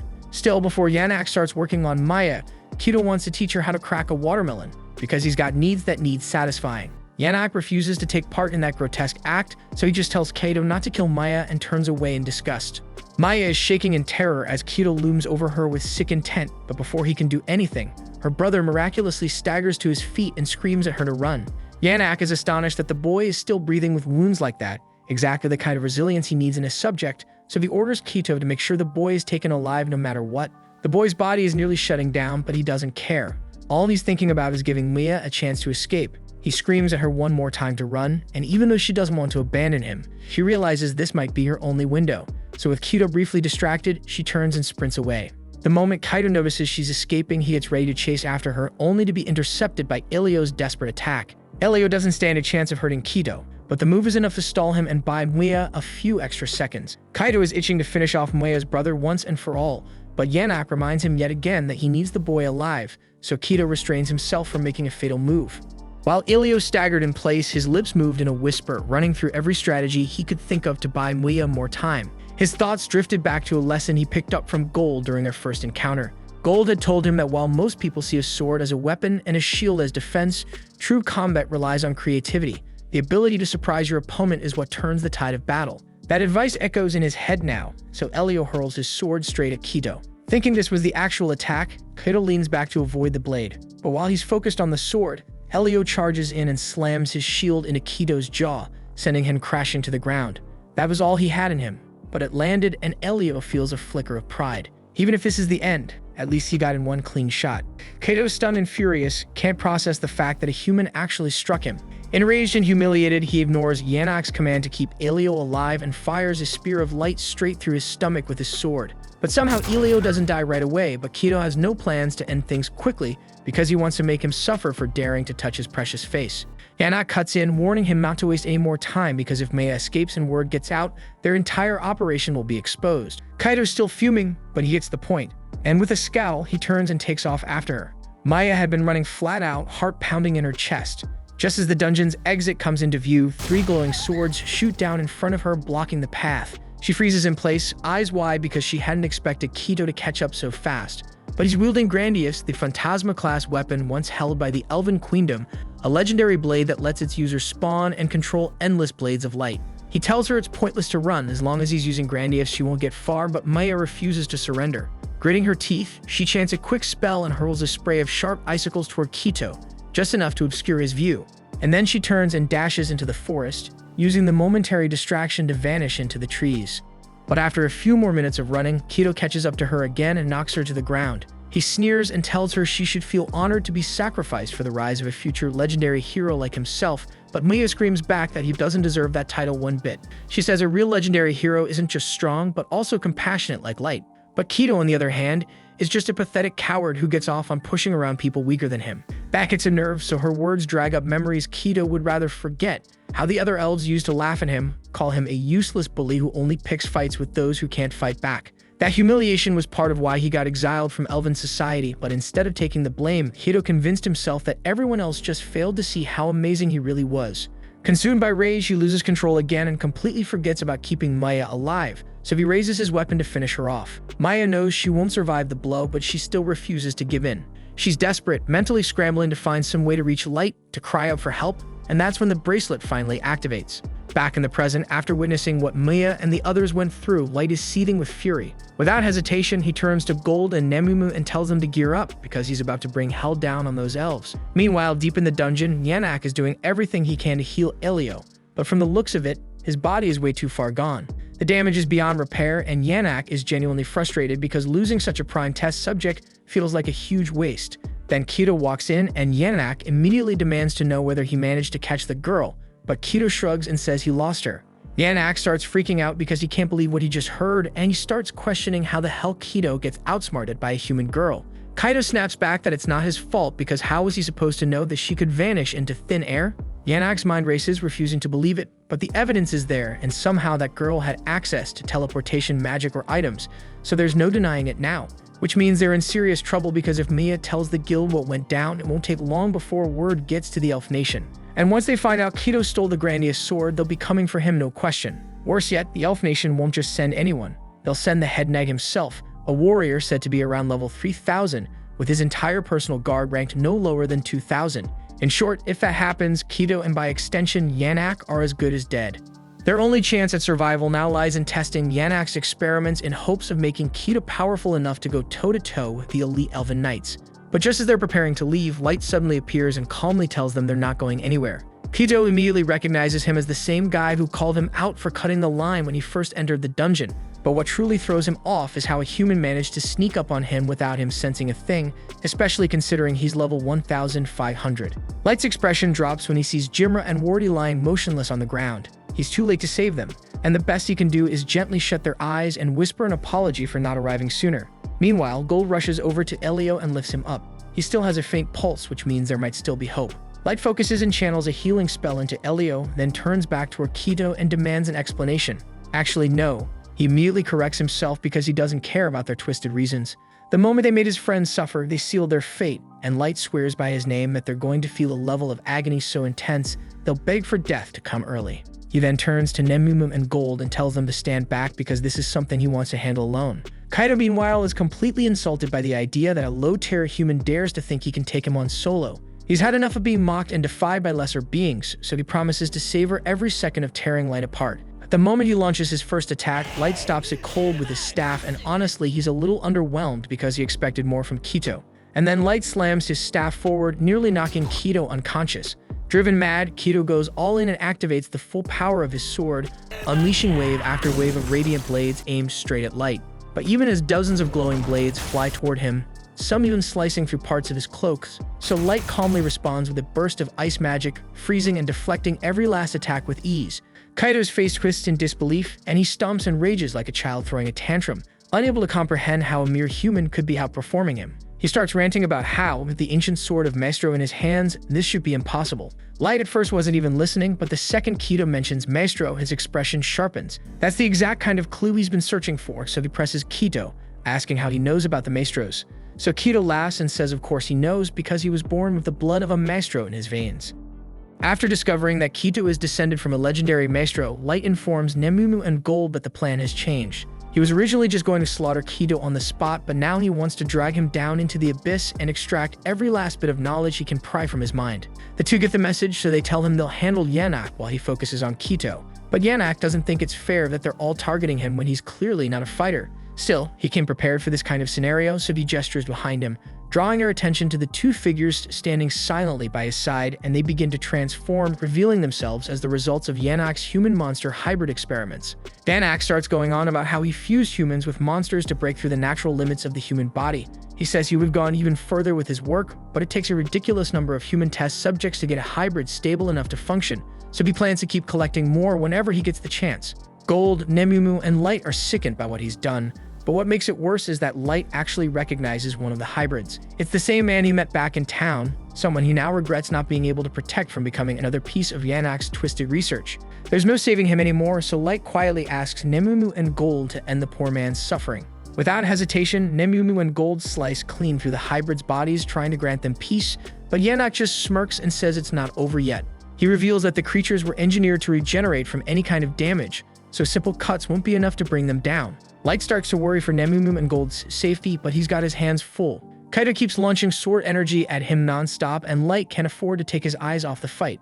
Nemumu and Gold keep cutting down the hybrids again and again, but no matter what they do, the bodies repair themselves within seconds. Yanak watches from a distance, mocking them for thinking they stood a chance against his perfect creations. Both Nemumu and Gold are fed up, not just with Yanak's smug taunts, but with the thought of leaving those poor souls trapped in such agony.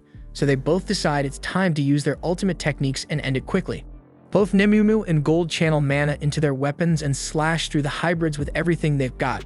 Yanak starts taunting them again, thinking there's no way they'll actually manage to put down his creations, but then he notices something strange and the hybrids aren't getting back up. In fact, they look pretty damn dead, so panic sets in as he stares at the aftermath in disbelief, and he can't accept that the pinnacle of all his research could be wiped out so effortlessly. While he's still frozen in shock, standing over the ashes of what used to be his experiments, Nemumu casually walks up behind him and kicks him straight between the legs, just to shut him up once and for all. Meanwhile, Light has been dominating Kido with his relentless magic attacks, and every time one gets close, Kido's face contorts with panic. Light finds it hilarious, especially considering how smug Kido was acting just moments earlier. Refusing to let some pathetic human look down on him, Kido digs deep and activates the Holy Sword's final form, stacking multiple enchantments onto the blade and massively boosting its range. Light is mildly impressed because the sword really does seem insanely flexible. But no matter how flashy it looks, Kido's aim is trash, so he cannot land a single hit on Light. Frustrated, Kido starts yelling that Light's just a coward for dodging everything and insists he'd be dead already if he actually stood still. Which, yeah, is kind of the entire purpose of dodging, but Light decides to play along. He plants his feet, doesn't move an inch, and tells Kido to take his best shot. Kido assumes Light must have lost it, but he's not about to waste the opportunity. He charges up, jumps high, and brings the sword down with everything he's got. The hit connects, but to his horror, it barely leaves a scratch. Kido stands there stunned, since there's no way a regular human should be able to tank a clean blow from Grandius. Light just stares him down and says he's welcome to keep swinging if that helps him understand the gap between them. Kido goes wild, unleashing a flurry of attacks, slashing again and again, but not a single one even phases Light. Eventually, Light gets bored, so with a quick flick, he shatters Grandius' enchantment, drives a punch into Kido's gut, and then knocks him flying with a clean shot to the face. Kido hits the ground hard, bouncing across it until he finally stops, bruised and bloodied. Light walks over and towers above him, his expression cold. He says he's got plenty of questions for Kido, so he's not going to kill him just yet. Not until he's made him feel a fraction of the suffering he caused his victims. Kido quickly realizes Light isn't messing around, and there's zero chance he's fighting his way out of this. So with no other options, he drops to his knees and starts pleading for his life. He admits he's from the Elven Nation and was once poised to lead the White Knights as their next commander, and in exchange for mercy, he swears he'll give Light any intel he wants. Right now, Kido looks absolutely pathetic, and the sight of him makes Light's blood boil. This was the guy parading around like some so-called legendary hero, and now he's groveling the second things don't go his way. A real hero fights until their last breath, standing for something even when the odds are hopeless. But Kido, for all his ego, couldn't even manage that. Honestly, Elio, Jimra, and Wardy were the real heroes because they faced off against Kido and Yanak to protect Maya, fully knowing they didn't stand a chance. Light turns to the lifeless bodies of Jimra and Wardy and offers them a quiet apology for not being able to save them, but he promises he'll do everything he can to make sure Elio pulls through. With that in mind, he says it's time to head back to the Abyss immediately. Right then, Kido nervously asks what's going to happen to him, so Light tells him bluntly that he and Yanak are both coming along since he's not done with them yet, not until they answer every question he has. A second later, Light activates his teleport spell, and when Kido and Yanak open their eyes again, they're both stunned to find themselves in a totally unfamiliar location. Yanak is in disbelief, demanding to know where they are, so Light tells him they're in the deepest layer of the Abyss dungeon. Yanak can't wrap his head around it because they were just in Daggers a moment ago, and now they've been warped all the way to the most brutal dungeon in the world. But he still doesn't get why Light dragged them here. Light simply replies that this is where he lives, so Yanak and Kido stare at him like he's insane. No one in their right mind would choose to live in a place like this. But the moment they say that, Nemumu starts stomping Yanak's back flat for daring to suggest that Light would lie. The sound draws the others, who quickly gather around to see what's going on. They're excited to see Light again, but when they spot the two battered elves, they can't help but ask why he brought such trash with him. Light explains that these two are notorious criminals who use innocent people for unspeakable experiments, acts that led to countless deaths, including the lives of two close friends of his.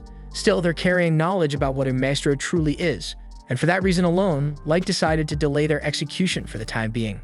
The moment the girls hear what Kido and Yanak have done, their expressions darken and their eyes lock onto the two criminals with pure killing intent. One by one, they start listing off the horrible things they'd like to do to make them pay for their crimes.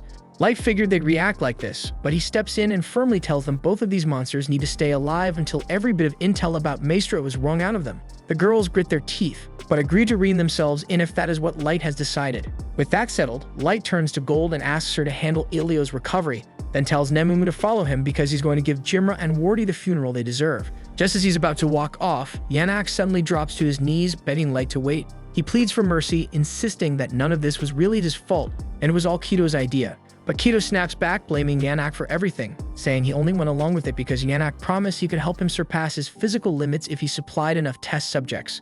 The two immediately start bickering, trying to shove the blame onto each other, until Light shuts them up and throws out a single question. Back when they were pretending to be deities, slaughtering and torturing innocent people like they were nothing, did either of them ever spare someone who begged for their life? Kido and Yanak go completely still because they both know they never spared even a shred of mercy for any of their victims, and that heavy silence tells Light everything he needs to know, so he calmly declares that they will be treated the exact same way, and there is nothing they can do to change that. Sometime later, Mia slowly wakes up at the inn in Daggers and finds Light sitting quietly by her bedside. She blinks and asks what happened, because the last thing she remembers was running for her life from Quito. Light explains that he and the others reached her just in time, right before the murderers were about to catch her, so they brought her back to safety so she could recover. He also lets her know that Ilio's wounds were treated and he pulled through. But when Muya nervously asks about Jimra and Wardy, Light doesn't have anything good to say. He gently hands her a lock of their hair and tells her that Jimra and Wardy both died from their injuries before he could reach them in time. Muya breaks down, crushed by the loss, though she still thanks Light from the bottom of her heart. Without him, she and her brother wouldn't be alive right now. Light stands up to leave and give her space to process everything, but he cannot shake a faint sense of guilt because moments like this make him question whether using his power purely for revenge is really the right path. The following day, Light makes his way over to the Adventurers Guild to file a report on the incident involving the killers and hand over all the important details. But he conveniently leaves out the part about him hauling Quito and Yanak away himself, so the guild still believes those two are somewhere out there. As far as the guild is concerned, those two are still at large. In recognition of the information he provided and for saving two potential victims, the guild grants Light and his team an official promotion to C rank. Afterward, Light sits down with Muya and Elio to talk about what's next for them. When he asks what they plan to do, Elio says they decided to retire from adventuring and return to their hometown. Light is a little surprised and tells them they could probably find another team to work with. Elio agrees but says it wouldn't feel right to move on so quickly after losing Jimra and Wardy. Besides, they want to take what remains of them home so their friends can be laid to rest properly. Light respects that but turns to Maya and asks what she plans to do about her magic studies.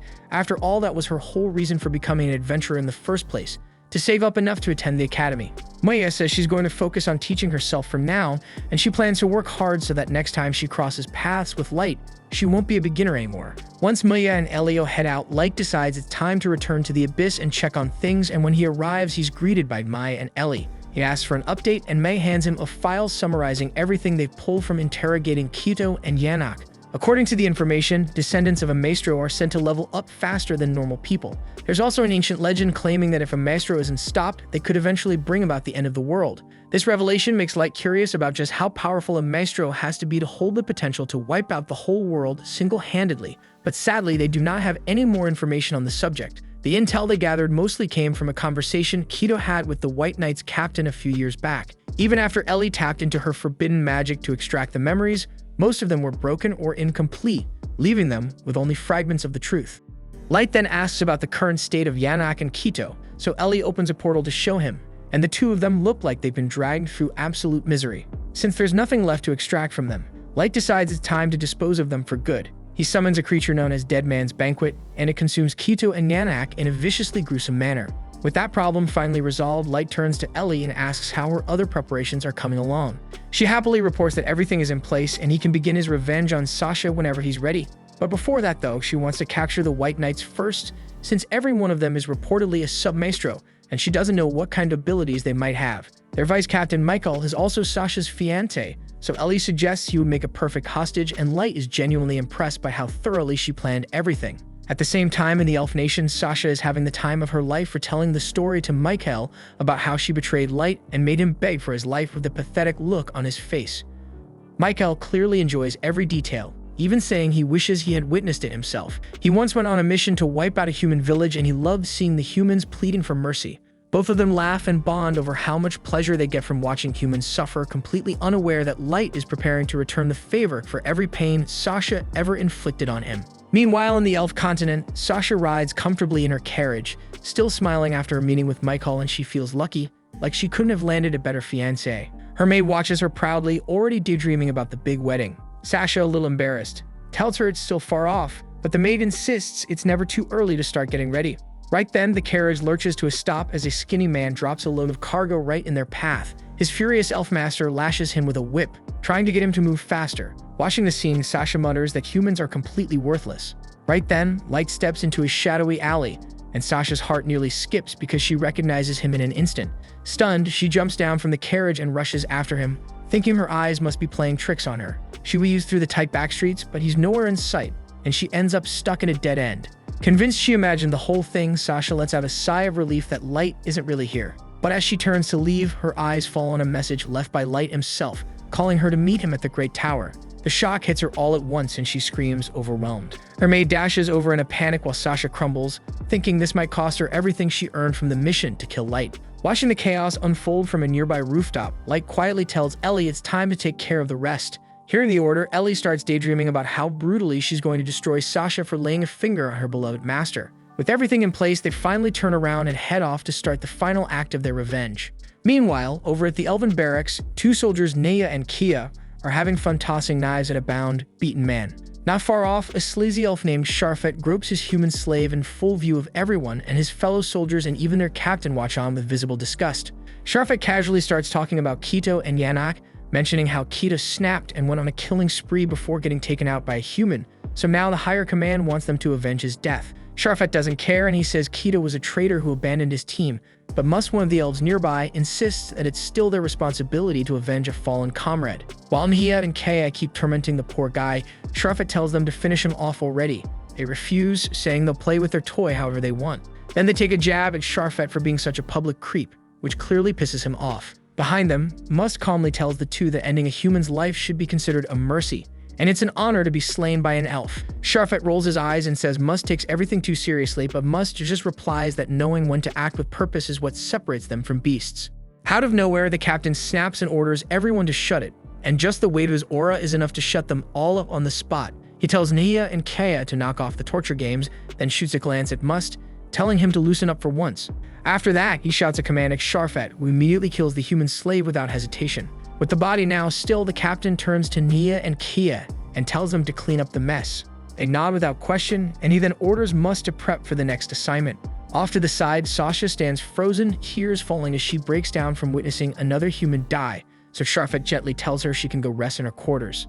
The frightened girl wastes no time and runs off, and the captain turns his attention back to Sharfet. He warns him to quit messing around with humans, reminding him that elves treat their lineage like something sacred.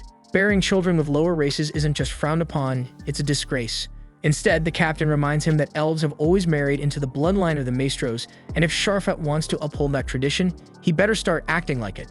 Sharfet scoffs and says it doesn't matter because they've all stopped growing stronger anyway, even with their so-called elite blood. That's when the captain shoots back, telling him it's because their bloodline's been watered down through generations of crossbreeding. Sharfet finally drops the act and says he never planned to have kids with any of the slaves, and he just enjoys toying with them. He finds it hilarious to trick weak girls into thinking they're special, just to watch them bend over backward trying to win him over. As Nia and Kaya drag off the slave's corpse behind him, they call Sharfet a twisted freak with no shame. Bored now, Sharfet says maybe it's time to get rid of Sasha too, and asks if the captain wants to handle her execution. But the captain refuses and stands up, saying they've got more important things to do, like getting revenge for Kito and restoring the Elven Queen's pride, even if Kito was a disgrace who walked away from them. Later that night, Sasha lies asleep in her room until a strange noise wakes her. Off in the distance, a magic circle flickers to life and summons a massive tower right in the heart of the forest. At the very top of that glowing spire, Ellie appears and waits silently for Sasha to arrive. Back in her room, Sasha stares at the strange tower from her window, quietly wondering if that's the place Light meant when he left that message. Somewhere else in the forest, an elf hauls a group of slaves through the trees, only to be ambushed by a savage Orthos. Panicking, the elf ditches the children and bolts, leaving them to face the beast alone as it marches toward them. By the next morning, the carriage driver shows up at a local tavern, where the latest gossip is already flying. The forest is crawling with vicious monsters, and people are starting to freak out. One elf suggests they might be coming from that weird tower that popped up, but another mutters that the queendom won't even send scouts to check since it's too short on manpower to risk it. Across the city, the queendom's authorities have plastered bounty posters everywhere, offering rewards to anyone with intel about the mysterious tower. Light stops to glance at one of them, a little taken aback by how many elves are signing up to face the dark threat. Not far off, two cocky elven adventurers catch sight of Nemumu and instantly start hitting on her. Boasting about being level 150, they urge her to ditch the metal G's or gold and the kid tagging along. But Nemumu shuts them down with a cold glare, clearly unimpressed. Light then steps in, calmly asking the pair to back off, and that's when things get ugly. Offended, the two elves swing at him, but Light stops them in an instant with a snap thunderbolt. Seeing him cast without even a chant, the crowd quickly realizes they're dealing with the infamous Black Motley. The crowd freezes, then slowly backs off, giving them space. Light walks away with his group, knowing full well that rumors about them will be everywhere by sundown, and as they move through the streets, he silently hopes Oyuki's holding things together on her end. Deep in the forest, a band of elves marches forward, using a chained human girl as their guide while they scan the woods for clues. One of them nervously mutters about the danger, but another smugly says they'll just let the girl act as bait if monsters show up. Thinking their plans rock solid, they push forward until the girl stumbles to the ground, trying to catch her breath. Her master immediately threatens a beating, so she scrambles back to her feet without a word. As the arrogant elf keeps ranting about how pathetic humans are, a single drop of drool splashes on his hand. He glances up and sees the massive beast towering above him. But before he can scream, the Orthos flattens his skull like a melon. The other elves watch in horror as the monster effortlessly picks up their friend's body, then proceeds to tear them apart one by one. When it finally looms over the chained girl, she freezes, thinking death is inevitable.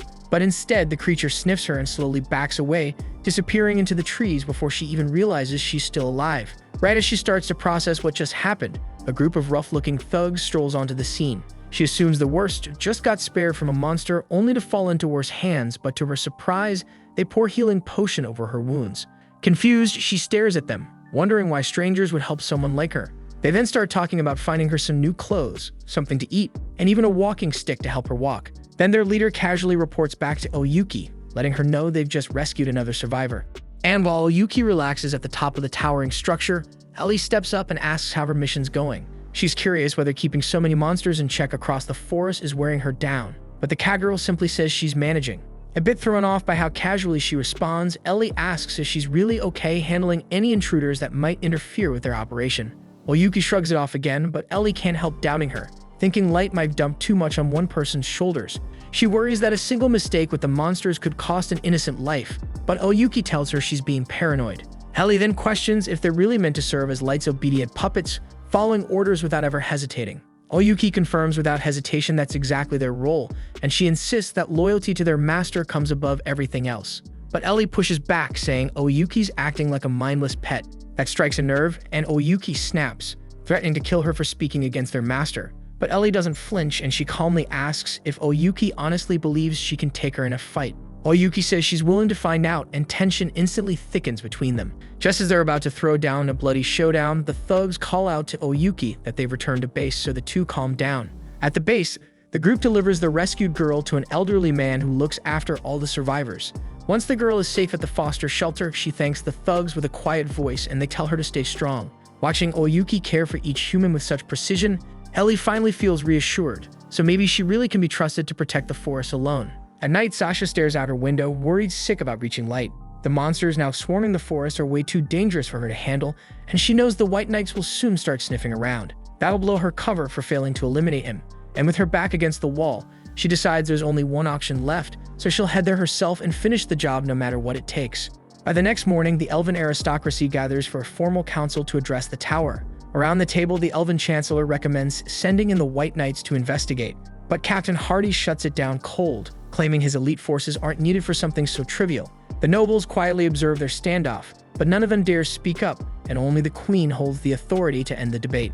At last, the elf queen raises her voice and sides with Hardy, declaring that his proposal makes the most sense, so she orders that the bounty be raised to attract more adventurers to investigate the forest in their place.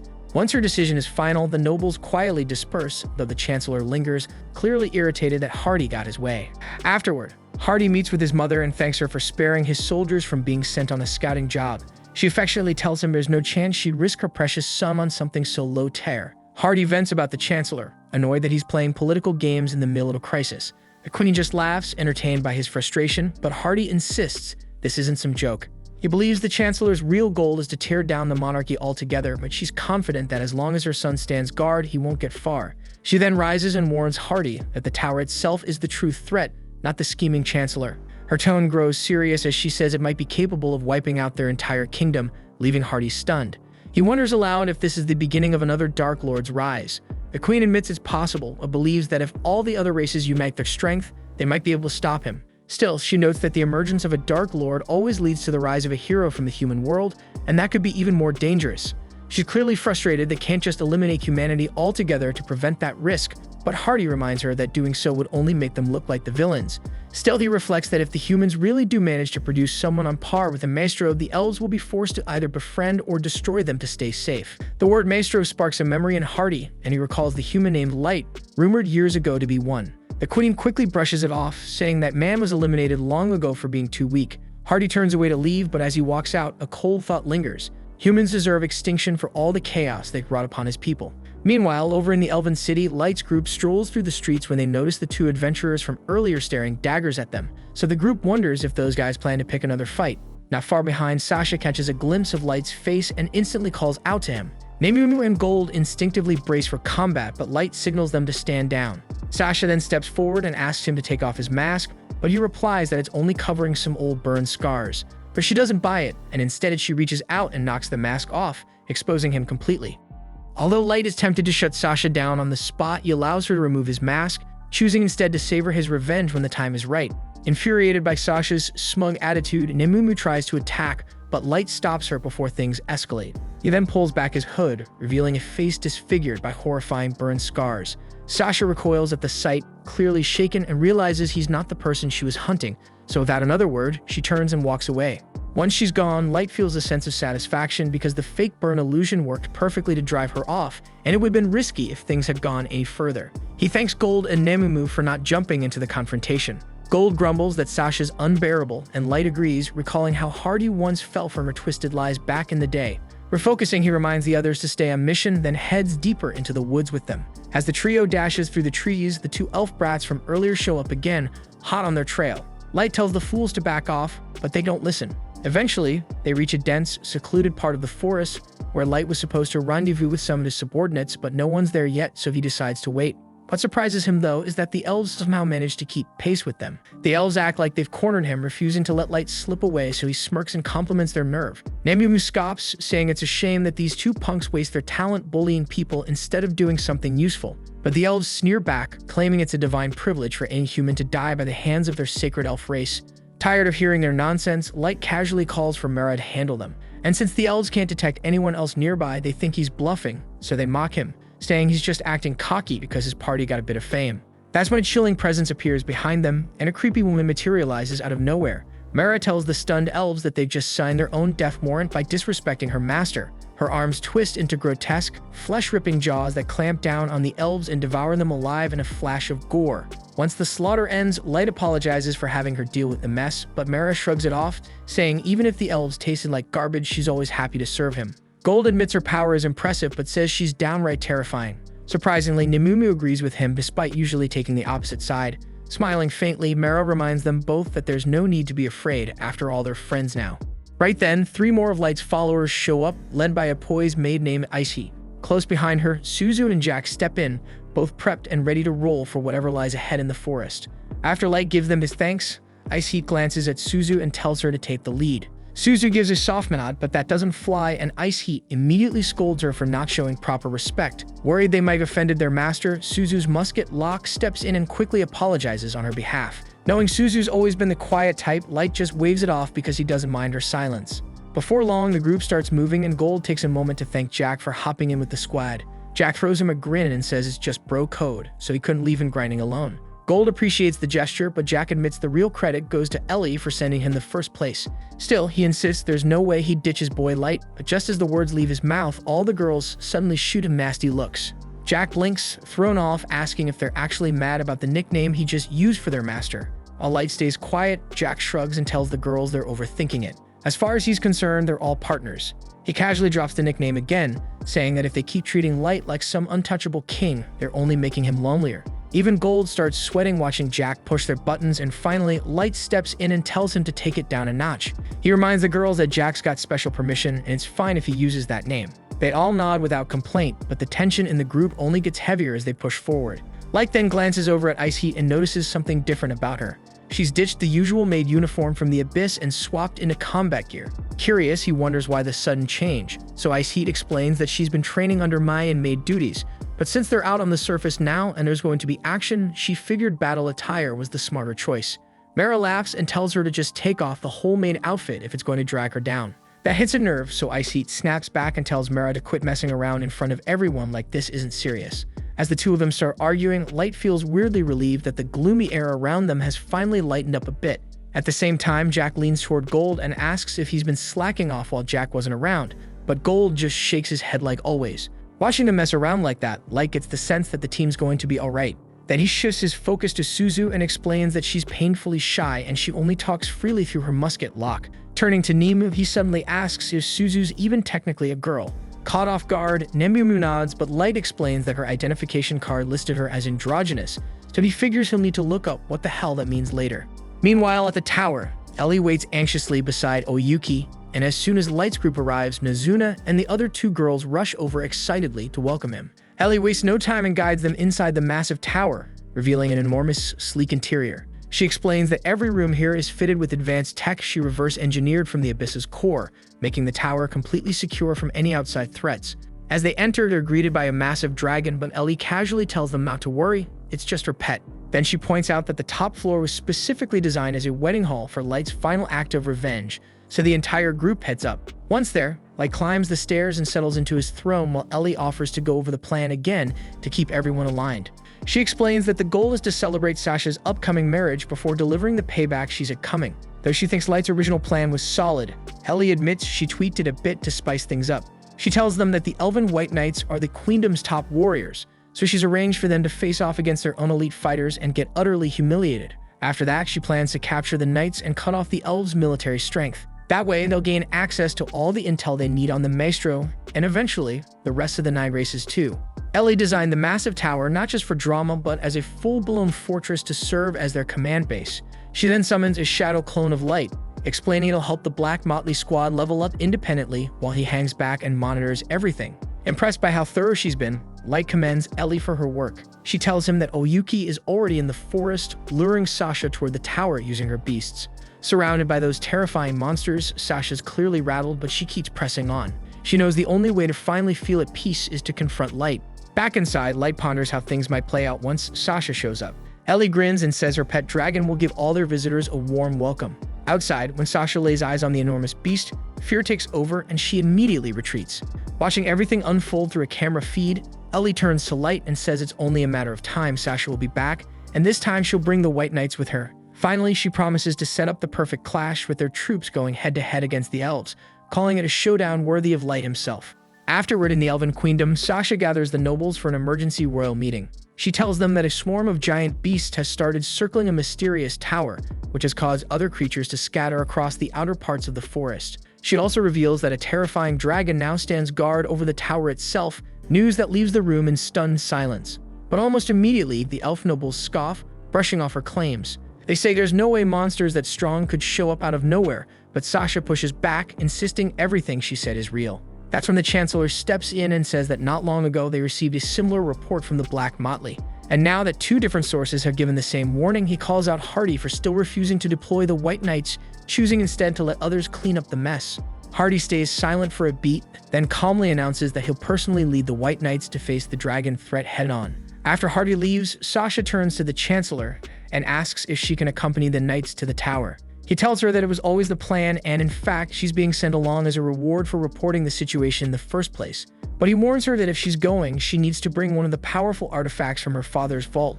Without it, she won't be much help in battle. Sasha nods, and later that night, she visits her father to ask for his blessing to use the item. The following morning, Hardy gathers the entire White Knight unit and breaks down the mission strategy. He explains that Sasha will act as their guide, but Sharfet raises an eyebrow, wondering if she can even keep up. Sasha confidently assures them she'll be fine, and Michael steps in to say he'll protect her if things go sideways. Right then, twins Nia and Kaya bring up that Sasha's tagging along on direct orders from the Chancellor, and that she's carrying a rare heirloom from her family. While the twins assume it's because Michael's tight with the Chancellor, Sharfet seems irritated, frustrated that the Queendom's nobles are dragging politics into a military operation. At the same time in the tower, Ellie uses her magic to project the scene for Light. Curious, he asks how Sasha's doing, so Ellie zooms in on her face, catching her marching determinedly through the woods. Light compliments her flawless plan for luring Sasha here and thanks her for pulling it off. As he watches, he notices his hands start to tremble, but it's not fear, it's raw anticipation. The thought of seeing Sasha's face twist with fear and regret once he unleashes his revenge makes his blood boil with excitement, and all he can do now is hope she shows up soon. Meanwhile, in the forest, Chera questions if Sasha even knows where she's going, but she calmly explains that she marked the path during her last visit, pointing out the faint signs scratched into the trees. Just then, she stumbles on a rough patch in the trail, and Michael catches her before she falls. Watching a little moment unfold in the misty woods, Sharfet mutters, wondering how they're managing to flirt in a place like this. Meanwhile, atop the tower, Ayuki senses the White Knights closing in fast. Not long after, the group arrives at the gates, which slowly creak open in response. From deep within the tower, 2 massive Orthos beasts stomp their way out and head straight into the forest. But they're not alone, and wave after wave of monsters begin spilling out. Chera reaches for his weapon, ready to strike, but Hardy stops him. He reminds them that the real threat is the dragon and that the adventurer squad they hired will be launching a diversion soon. Suddenly, flares erupt in the forest, drawing the monsters away from the path. Once they're gone, the captain turns to Sasha and asks if those were the only orthos stationed inside. When she confirms it with a nod, Hardy gives the order to move in, declaring the tower's interior clear except for the dragon. Still, he warns them to stay alert because something could still be lurking inside. To ensure silence during their infiltration, Hardy casts a powerful magic barrier that wipes out all sound around the squad. The sudden, deafening quiet sends a chill down Sasha's spine, and she quietly admits Hardy's reputation for ruthless tactics is well earned. As the elven force charges through the tower entrance, Ellie turns to Light with a smirk, telling him to get ready because the appetizer is about to be served before the real feast. Inside the Dark Tower, the White Knights suddenly trigger a hidden teleportation circle beneath their feet. In a flash, they're split apart, scattered into different sections of the tower's twisted maze. Watching the chaos unfold, Light leans forward with a cold smile, eager to see each of them claw their way helplessly toward his trap. This was the end of episode 9. Subscribe to not miss the next episode.